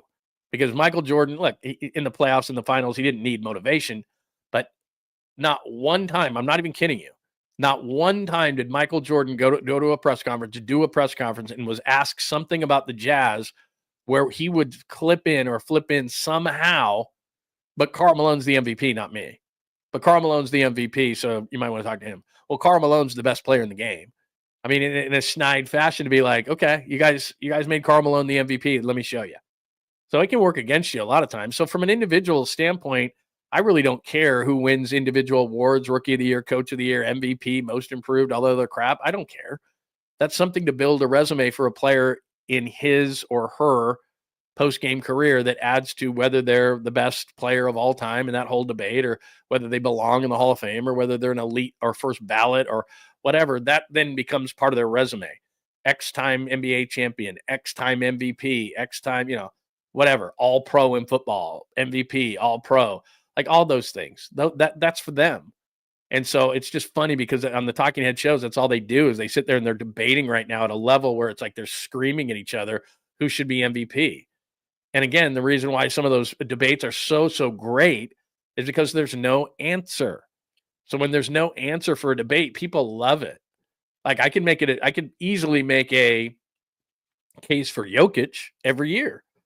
He's the most skilled big man I've ever seen in my life. That's like I said, I'm not into Mount Rushmores and absolutes and definites because the rules change and there's so many different things from generation to generation of how a game is played, what's emphasized, what's the amount of physicality, what are the rules, all those different things. So these debates are great, and the talking head shows on TV do them all the time because there's no right or wrong answer, and you can debate them until you drop dead. Who's the MVP? There's no right answer. SGA is really good. And Oklahoma City has the best record, so they probably get it. And the fact that Jokic wins it again and again and again and again, and he doesn't seem all that excited about it, that media members are of human nature and they want something different. And so they decide they're going to vote for Shai Gilgeous-Alexander, even though Jokic is the best player in the game. But if you told me that you voted for SGA, I'd go like, cool. If you told me you voted for Jokic, I'd go, cool. It doesn't make my blood boil. I mean, it's just crazy. I covered Sabonis at the end of his career. And not only was he one of the most underrated comedic guys, he was a lot like Jokic. But his skills were crazy. And I wish I could have saw him when he was drafted with the Blazers back in '86, but he was awesome. The one thing about Sabonis, you'd open up the locker room finally for the media, he would be jetting out of there. He did not want to talk. But when he did, he was hilarious. This is Arvydas Sabonis. He had this big voice, and he was gigantic person, like the biggest person I've ever seen in person that played athletics. Like Shaq was big, don't get me wrong. Sabonis was bigger than Shaq. I mean, it was in person, just a ridiculously large man. Let's see.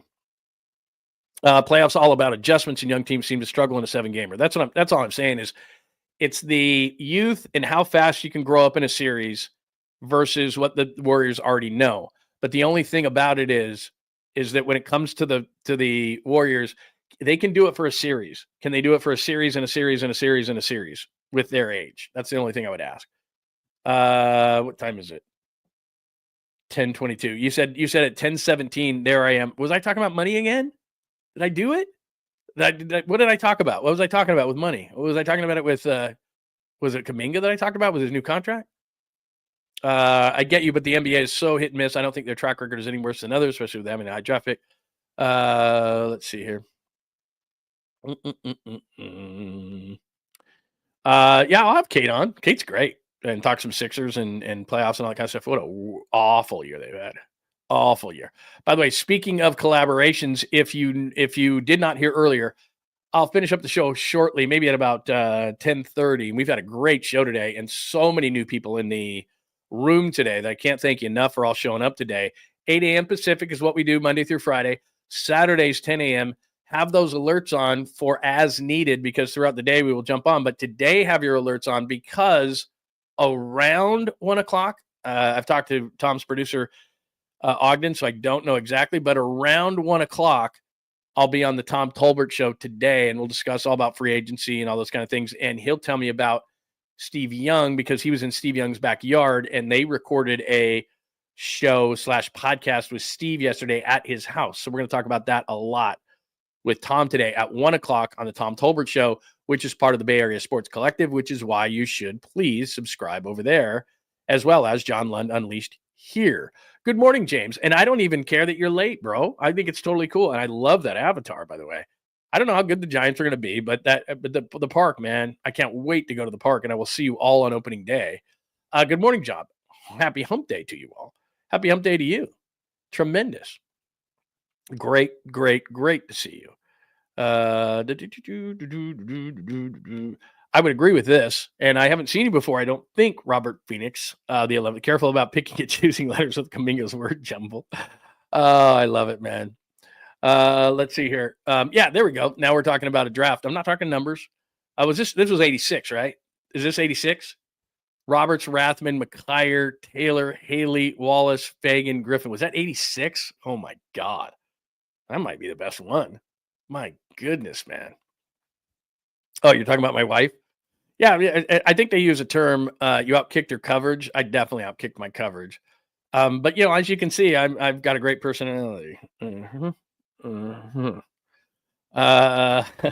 see here. Michael Jordan was in the front office of the Wiz and an owner of the Hornets, and they sucked. Yeah, I tell you this all the time, man. Front office guys, and it's funny. I asked this of Bobby Knight in college years ago. The Utah State head basketball coach was an assistant at Indiana. He wasn't there very long, but he brought in Bobby Knight one day to speak to all of us aspiring journalists and writers. And I asked Bobby Knight, I said, why are really good players not really good coaches?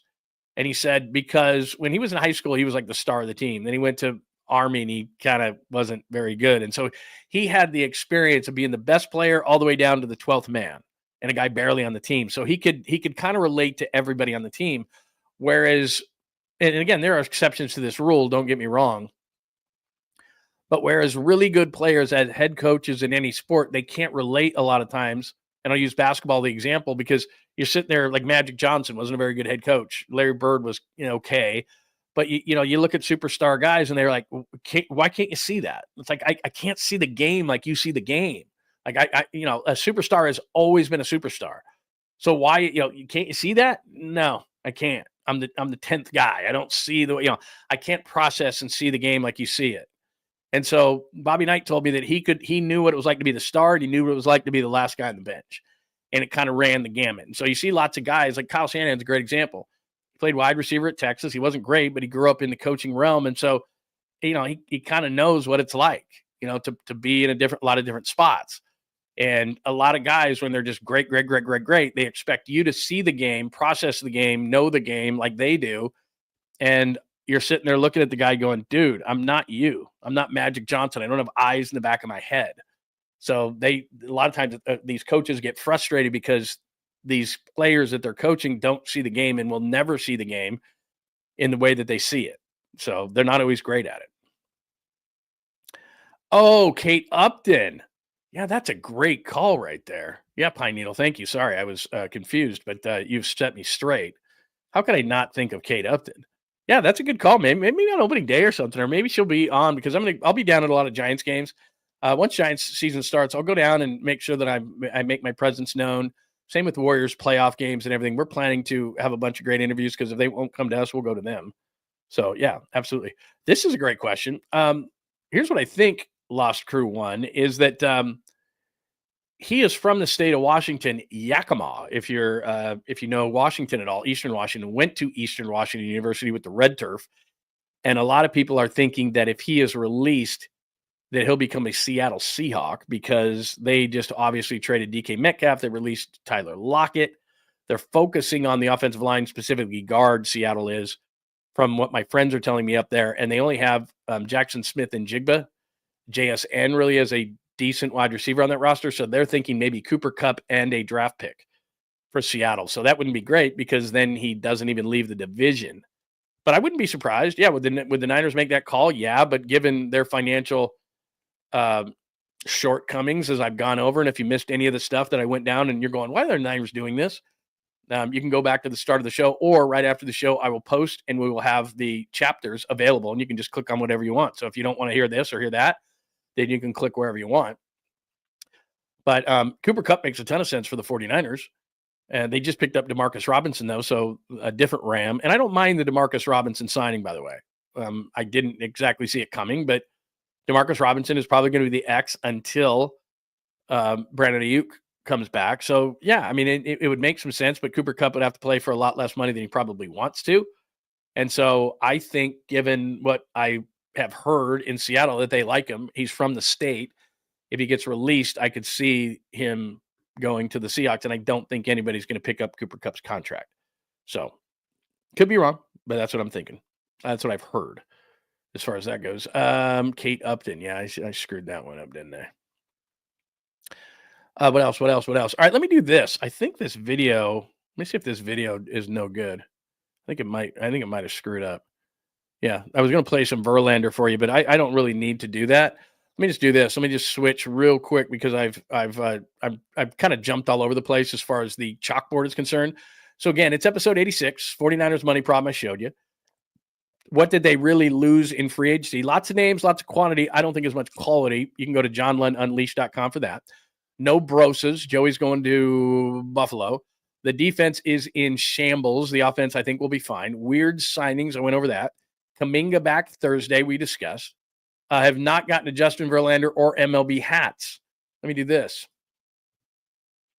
Justin Verlander, I was going to play a fancy video, but there you go. 5 innings pitched, 4 hits, 1 run, base on balls, 4 strikeouts against the Sacramento A's, everybody.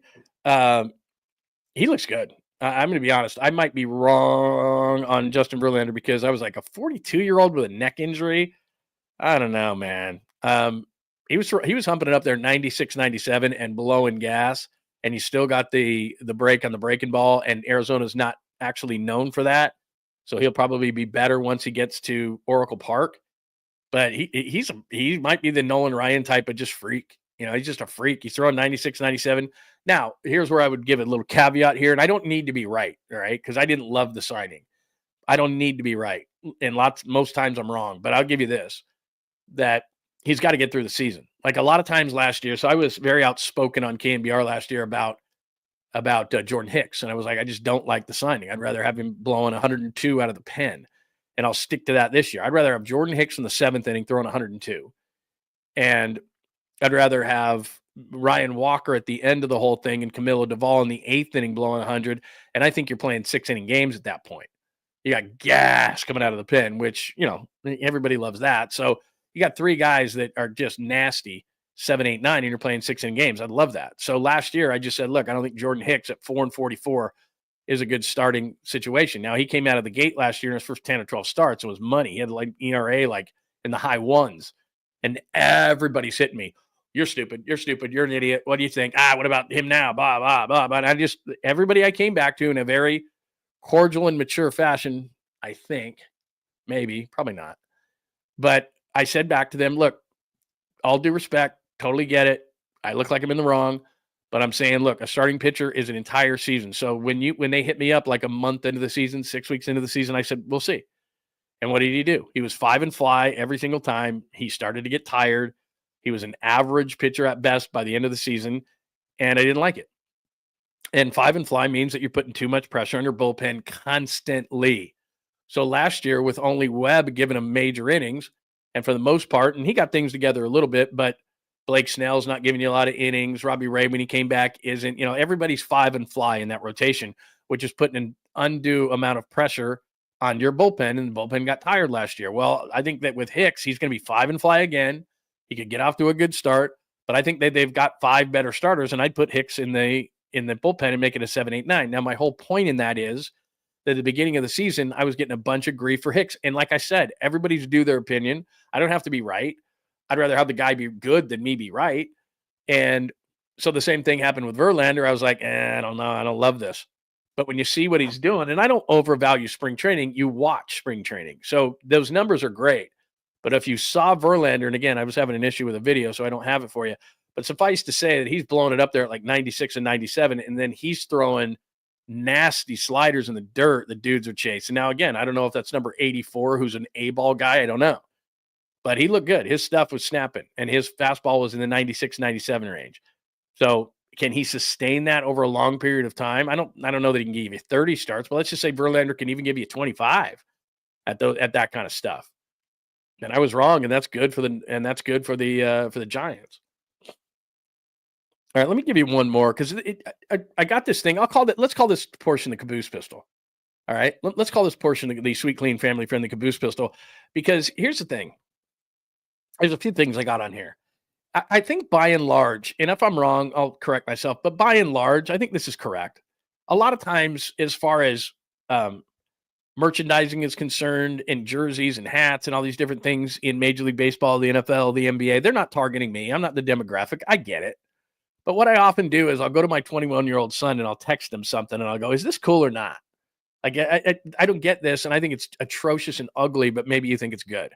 And 9 times out of 10, he'll come back to me and he'll go, Dad, yeah, that's terrible. It's awful. You're right. So that's one thing. I think that sports in general, when they try to come up with new stuff, they do generally a terrible job. But then it's one thing to do a terrible job. It's a totally another thing to do like stupid stuff and nobody catches it. Like, I don't know how nobody catches this stuff. So this has already been pulled off the shelves and this is not new, but like, I don't know how you market that. It says ass, like right on the hat, like a 6th grader could see that. Like, it's okay. So there's a little apostrophe after the A, but right there, it says ass. Like, how does that pass anybody? Like, seriously, is the editor for that hat Stevie Wonder? Like, what?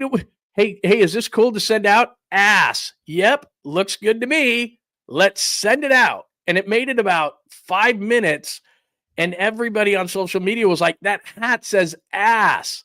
And especially when you're John Fisher and the A's are doing stupid stuff like they're doing. Ass. It says ass right on the hat. Like, that doesn't get by anybody. Like, a 3rd grader is chuckling sophomorically at that. This is ass. Hell, I laughed at it. Like, that doesn't get by anybody. My dog knows that says ass. So anyway, that was an effort. Ass. The A's hat. Ass. He's the ass man. He's the ass hat. Like, what? Like, how does that pass through anybody? But it did. And then in Texas, how does that pass through anybody? It says titas. Like, I know what that means. Like, come on. And it's Texas. There's a lot of Spanish people, speaking people in Texas. I mean, come on. How does, again, let's pass this. Everybody, let's pass this up to Stevie Wonder and see what he thinks. He says it's a go. Let's have it printed. Like, what are you doing? I don't understand. And like, again, like sophomorically, you would know, like it's not like it's complicated. We're like, oh yeah, I didn't see that. Like, somebody had that printed and said it was okay. Like, do they do this in a dark room late at night and nobody has to pass off on this stuff? It's a Major League Baseball piece. This didn't come from like Tijuana. This isn't a fake piece. This isn't a guy selling hats and t-shirts that illegally in front of the stadium. This is MLB gear. And they send it out at like MLB.com. Like, you can order that hat. Well, you can't now because they already pulled it. It's like, who's doing this? Why? The ass hat and the Titas hat. Like, my God, man. Blows my mind. Like, you think when you're growing up, not to go on a tangent here, but you think when you're growing up that business people are smart, right? They have a briefcase. You're just sitting there watching cartoons, eating your Lucky Charms or something, and you see your dad or your mom or whatever, or somebody in a suit, or you look on TV and you see a politician with a big, nice, crisp red tie or whatever it is, and you think everybody's smart, and you think everybody knows, and you think everybody's a good business person, and you think that's like, well, look how they're dressed. That's a great banker right there. That's a great, whatever, sales guy. Like, they know what they're doing. And then you get older and you realize that everybody is stupid. Like, how does that happen? How does this happen? Like, my God, people are dumb, or they just don't care. It's like, whatever, man. Just, yeah, sure. The guy who approved, like, is the guy who approved those hats, is he fired or is he still on the job? Like, my God, man, if anybody did their job to the level that of ass hat or Titas hat, man, I'm exactly. The hat says, those two hats say tits and ass. I mean, the TA hats. And somebody approved it. And I'm not, look, it's funny. Like, it's not like it offends me. I'm not offended in any way, shape, or form. But I mean, it's like I said, I had this illusion growing up that business people were smart because they wore a suit and they went to an office. And like, it's like, well, they know. And I'm just like, what are you doing? My God, man. The tits and ass hat. Yeah, exactly. The ass hat. I'm an ass hat. I'm the ass man. I mean, my God, what is going on? Who's approving these things? Seriously, they're like a dog. Bark yes, bark once for yes, Scooby-Doo. Oh, okay, it's good to go. Jeez, you are describing the owner. There's no doubt. When it comes to the A's, you're describing the owner. But for the love of God, man, I'm just like, yeah, the same thing.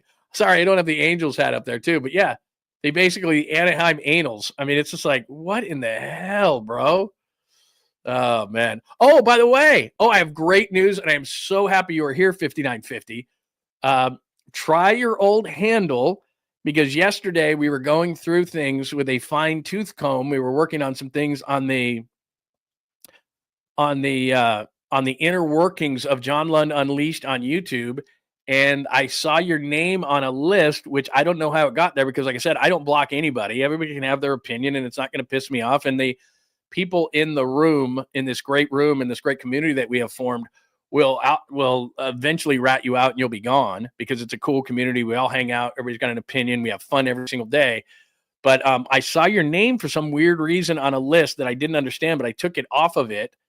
And we have different people working on the channel and all this sort of stuff. I've given people, the ability to work on the channel. So maybe it just accidentally happened. But I saw your name, your old name, your 84 on a list, and I took it off. So you might be able to get back on. It doesn't matter if you want to just be 5950, that's fine. But just for my edification, and so that I'm not going, how did that happen? Because you and I have actually off the air emailed each other or texted each other and said, I don't understand what's going on. So you had to actually make up a new name. You were New Era 84, and now you're 5950. But I think that if you wanted to be 84, you could be again. I could be wrong, but will you just double check that for me and try that in here? Because I think it's crazy that you got knocked out, but I don't block anybody. So see, I told you, bro. I thought I fixed it. So there you go. Rocket New Era is back. So you can be whatever you want. You can be whoever you want. It's up to you. But I thought I fixed it yesterday, and I meant to tell you that, and I just saw you. So I apologize. I don't know how you got on this weird list, but anybody who was on it, there was like 4 people on it. I was like, what is this? And it didn't say it was a blocked list. It just said, I don't know, it was some weird thing. But anyway, so I got you off of it. I saw your name on it. I'm like, how did he get on this thing? Because like I said, there's a bunch of people working on the inner workings of the channel, and I don't know anything about it. And some of the things I don't even work with. So that's I'm happy. If you want to use that one, that's awesome. So there you go. Do I have anything else today? No. Oh yeah. This is kind of a weird thing. I don't know that I'm ever going to fly Southwest again, because it's not like it's the greatest airline, but you do it because you get, because it's cheaper. And even though, isn't that stupid? Hey, I'm going to fly and put my life at risk and get into an airplane, and because it's $10 cheaper at Southwest, but now they're going to charge you for bags. So it's like, dude, bags fly free, bro. Bags fly free. What? So now they're not going to have the cattle. I don't think they're going to have the cattle call anymore, where it's like ABCs. I think you're going to be assigned, right? Isn't that true? And then now they're going to start charging you for bags. So it's like, I might as well just go to a regular airline, because I thought Southwest was like considered a discount airline, which again is pretty stupid if you're going to put your life on the line. But anyway, they're going to start charging for bags. Screw you guys, man. Screw you guys. Real quick, if you work for Southwest, I'm sorry. Real quick, I'm going to be on with Tom Tolbert at 1:00 today. So if you want to click on that QR code right there on your screen, if you're on Apple or Spotify, listen to the podcast, you're like, what in the hell, Lund? What are you doing? But if you are watching on YouTube, if you are watching on X, if you are watching on Instagram, if you're on John Lund Unleashed, if you're watching on Facebook, click on that right now, and you can make yourself a subscriber at Bay Area Sports Collective. Please put those alerts on, because I never know when Tolbert show is going to be on. So make sure you hit that, and then you'll know. And he was in Steve Young's backyard, so I don't know when they're going to play that. And then the other part of it is Tom and I are going to do the show together today at around 1:00. So if you click on that right there, you can subscribe to Bay Area Sports Collective. Take that away in 3, 2, 1. Boom. All right, that's today. I think we have hit everything today. Let me make sure I hit up on the comments one more time so that we can say hello, or if anybody's new. Yeah, so they're doing the boarding line. That's what made them unique, right? A little bit cheaper boarding line bags, and now they're not going to be. So I'm not going to put my life in your hands. Hell with it, and go somewhere else. Yeah. So there you go. So I hope I made your day on that whole thing. I don't know how you got on that list. I promise you, because I honestly I don't block anybody, and I don't think it was actually a blocking. It was just weird. I don't know what the heck happened. Hi, John Joseph. Good to see you. I wear the spelled line. Really? A Neil. That's just a guy go, come on. It's like a guy who has a name of Boner. It's like Bonner, and he calls himself Bonner. Nobody, like the old NBA player, his name was Anthony Bonner. It's like, dude, your name's Anthony Boner, but we're just not going to call you that because it just makes everybody uncomfortable if I have to call you that. It's not any good. Yeah. Let's see. Yeah, that was the other Angels. Yeah, the Angels hat. I didn't pop that one up there, but it's like, what's going on in the AL West? Like, you have the ass team, you have the anal team, and you have the T-Toss team. Like, what is going on? Just Major League Baseball right now. Just, it's like, who's checking these hats, man? I mean, especially all the hats are bad, but like the A's hat says ass right on it. So if you had like a fourth grader, he would start chuckling and you'd be like, what? Like, I don't know how that gets by anybody. It can't get by anybody. It's just silly, man. Unbelievable. Anyway, all right. Let's say goodbye for now. It was an awesome day to have everybody in. We had a tremendous amount of new people. Again, I want to pop this up because we did so much negative on the numbers and oh my God, and look at all the cap hits and look at all the go back and watch that. And I'm going to put the chapters up. So if you want to listen to some of that stuff, you can. But thanks to Azul, and thank you for the donation today. Kyle and John took a 2-14 team, rebuilt it, got to the Super Bowl after Jimmy exploded his knee. They did it again, even though they didn't win. I trust this front office. So maybe a lot of people are in the minority on that, but they did, and they put themselves in a position to, you better nail the draft. This better be an 86 draft or an 81 draft or a 2007 draft with Staley and Willis or a 2011 draft with Alden Smith and all that kind of stuff. So that's what they got to do, man. I mean, it's just, they got to nail this whole thing. So that's what the whole deal is.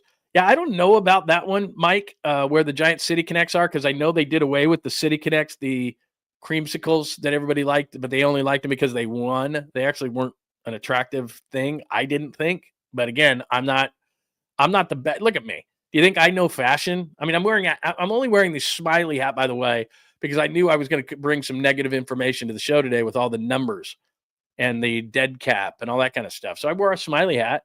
I mean, that's the extent of my style. So I'm not going to sit here and tell you I'm like a fashionista. I'm not trying to be that. So anyway, all right. Before we get out of here, remember, please support our great sponsors, including 𝐟𝐸𝐵𝐿 Cosmetic Surgery and Laser Center. Dr. 𝐟𝐸𝐵𝐿, Dr. Jeffrey 𝐟𝐸𝐵𝐿 is the best. And I'm doing the stuff right now that is going to make you feel absolutely great. The testosterone therapy. I went in, had a blood test with Dr. 𝐟𝐸𝐵𝐿. Yep, my low T. I had low T, went in there, had a short procedure done, and I feel great. Tons more energy. Metabolism is faster for losing weight. Not as irritable as you can tell. I'm in a great mood all the time. Lots of energy. Low T, you don't have to live with it. Dr. 𝐟𝐸𝐵𝐿 is the man when it comes to low T. So all you have to do to feel like I do now, short procedure, that'll do it for months. So maybe you've done it and you've had to take a shot every single week. That's not what you have to do now. It is a great, quick procedure, and you're going to feel great for months. So talk to Dr. 𝐟𝐸𝐿 about it. Click on the code right there. Click on that QR code right there, and you'll be able to go right to the website and make an appointment for yourself. And my wife, as I've told you, is doing the stem cell. Incredible. We have this outdoor fridge and freezer that has all these contraptions and all these ice bags and all these different things, and she's constantly on the couch, like putting these on her shoulder, her elbow. Not anymore. It's been about a month. And she feels incredible. Every morning she wakes up, she's like, I can't believe this. I'm not kidding. So you've heard about stem cell. Make it happen for you. If you are hurting, stem cell is the way to go. And Dr. 𝐟𝐸𝐿 is the place to do it. There's no question about it. Hit that QR code right now. And Dr. 𝐟𝐸𝐿 is going to help you out as well. And that's where it will take you. Let me just show you where you're going to go. You're going to be like, okay, so where do I go? Where is that going to take me? It's going to take you right there. It's going to take you to 𝐟𝐸𝐿cosmetic.com. You see right there. And you can check out those procedures. And there's tons of them. There's all sorts of stuff right there. It says request consultation. You do it right there. And there's all sorts of great treatments beyond even what I'm telling you about. See all these great treatments he can do. So there's all these things you can do beyond what I'm telling you about, but check it out. 𝐜𝐡𝐚𝐳𝐫𝐞.com. Fine sponsor of the program, Dr. Jeffrey Riepel and the whole crew. And right there is your QR code. And you can check that out. And there it is right there. Riepel Cosmetic, Surgery, and Laser Center. They are awesome. So check it out, whether it's testosterone treatment, which I'm having done, or my wife who's doing the stem cell and feeling better than ever. Dr. Riepel is the place to go. 1 o'clock this afternoon, Bay Area Sports Collective, and right here on John Lund Unleashed. You can see Tom Tolbert and I at 1 o'clock. Why would you tune in? Because you've just had 2 hours plus, 2.5 hours with me. You're like, Lund, I've had enough of you today. One of the reasons to tune in, Tommy was just in the backyard of Steve Young yesterday. So we're going to discuss what they said. And I'm going to throw Tommy this piece of audio that I have from the 1998 NBA Finals, in which I chased Steve Young around a packed court before game 2 between Bulls and Jazz. But what's also funny is the announcer guy says, and Steve Kerr is shooting on one end of the court. So we'll get into that conversation. Plus, you want to get Tommy's thoughts on what's going on with the 49ers. So we'll do that. And Kaminga coming back, and that's probably the biggest part. You know, Tom played for the Warriors and all. So Tommy will give us some insight into Jonathan Kaminga and how he will get folded back in with the Warriors with the addition of Jimmy Butler and as good as they're playing right now so that everything doesn't get screwed up. So that's 1 o'clock today. Make sure also John Lund Unleashed on YouTube. Please subscribe, have those alerts on, and give us the thumbs up. Bay Area Sports Collective on YouTube as well. Please subscribe there. Thank you for watching today on X. We've got a bunch of people on X today, which is really, really cool, at John Lund Radio. If you're on the run, you can watch there. On Instagram as well, at John Lund Radio. And on Facebook, that's my personal Facebook, John Lund. John Lund Unleashed is on Facebook as well. So if you would hit me up on there, that would be tremendous. All right, what do we have today? Just saying thanks to everybody. I really appreciate it. Man, we had a lot of new names in the room today, so it's really, really cool to have everybody in. And please, and we're a great community here, and it's a lot of fun, but just make sure that you welcome everybody. When you see new names and something like that, if you do me a favor and just thank them for coming in, I just really think it's cool that we've got a great community, and as we get larger, I don't want to lose what has made us great. So make sure that we say hello to new people if you would, because it's really cool. We'll make this thing a cult. I'm just kidding. Hit that like and subscribe, players. I like 49ers, Brian. Thank you very much. We appreciate it. But yeah, say hello to everybody, man, because it's really cool that new people are coming in, and I want to make sure that they are like the people that we have in here, which is really cool. And we debate and we have fun and nobody's screaming at each other. See, as I go through this, it makes me really happy because, I don't see people getting pissed or yelling or screaming or calling somebody a dummy. So we got a really cool group of people here. So it's really, really cool. We dig it. I really dig it. And we got New Era back because something behind the scenes was all screwed up. So I'm happy about that today. All right, everybody have a tremendous, tremendous Hump Day Wednesday. I will see you back here at about 1 o'clock with Tom Tolbert. We'll have a great time. We'll do that on John Lund Unleashed and Bay Area Sports Collective. Have a wonderful rest of your Wednesday. If I don't see you back here at 1 o'clock, have a wonderful day. And again, if anything happens 49ers-wise, Warriors-wise, Giants-wise, or sports in general, we'll jump back in here regardless. Have a great Wednesday, everybody. Thanks for hanging out with John Lund Unleashed. We'll try to be better next time, though I wouldn't hold my breath. Please like and subscribe on the John Lund Unleashed Pod YouTube channel. Watch live shows weekdays at 8 a.m. on YouTube, Instagram, and X. And make sure to have your alerts on for shows throughout the day or night. All things Lund can be found at johnlundunleashed.com. johnlundunleashed.com. Goodbye!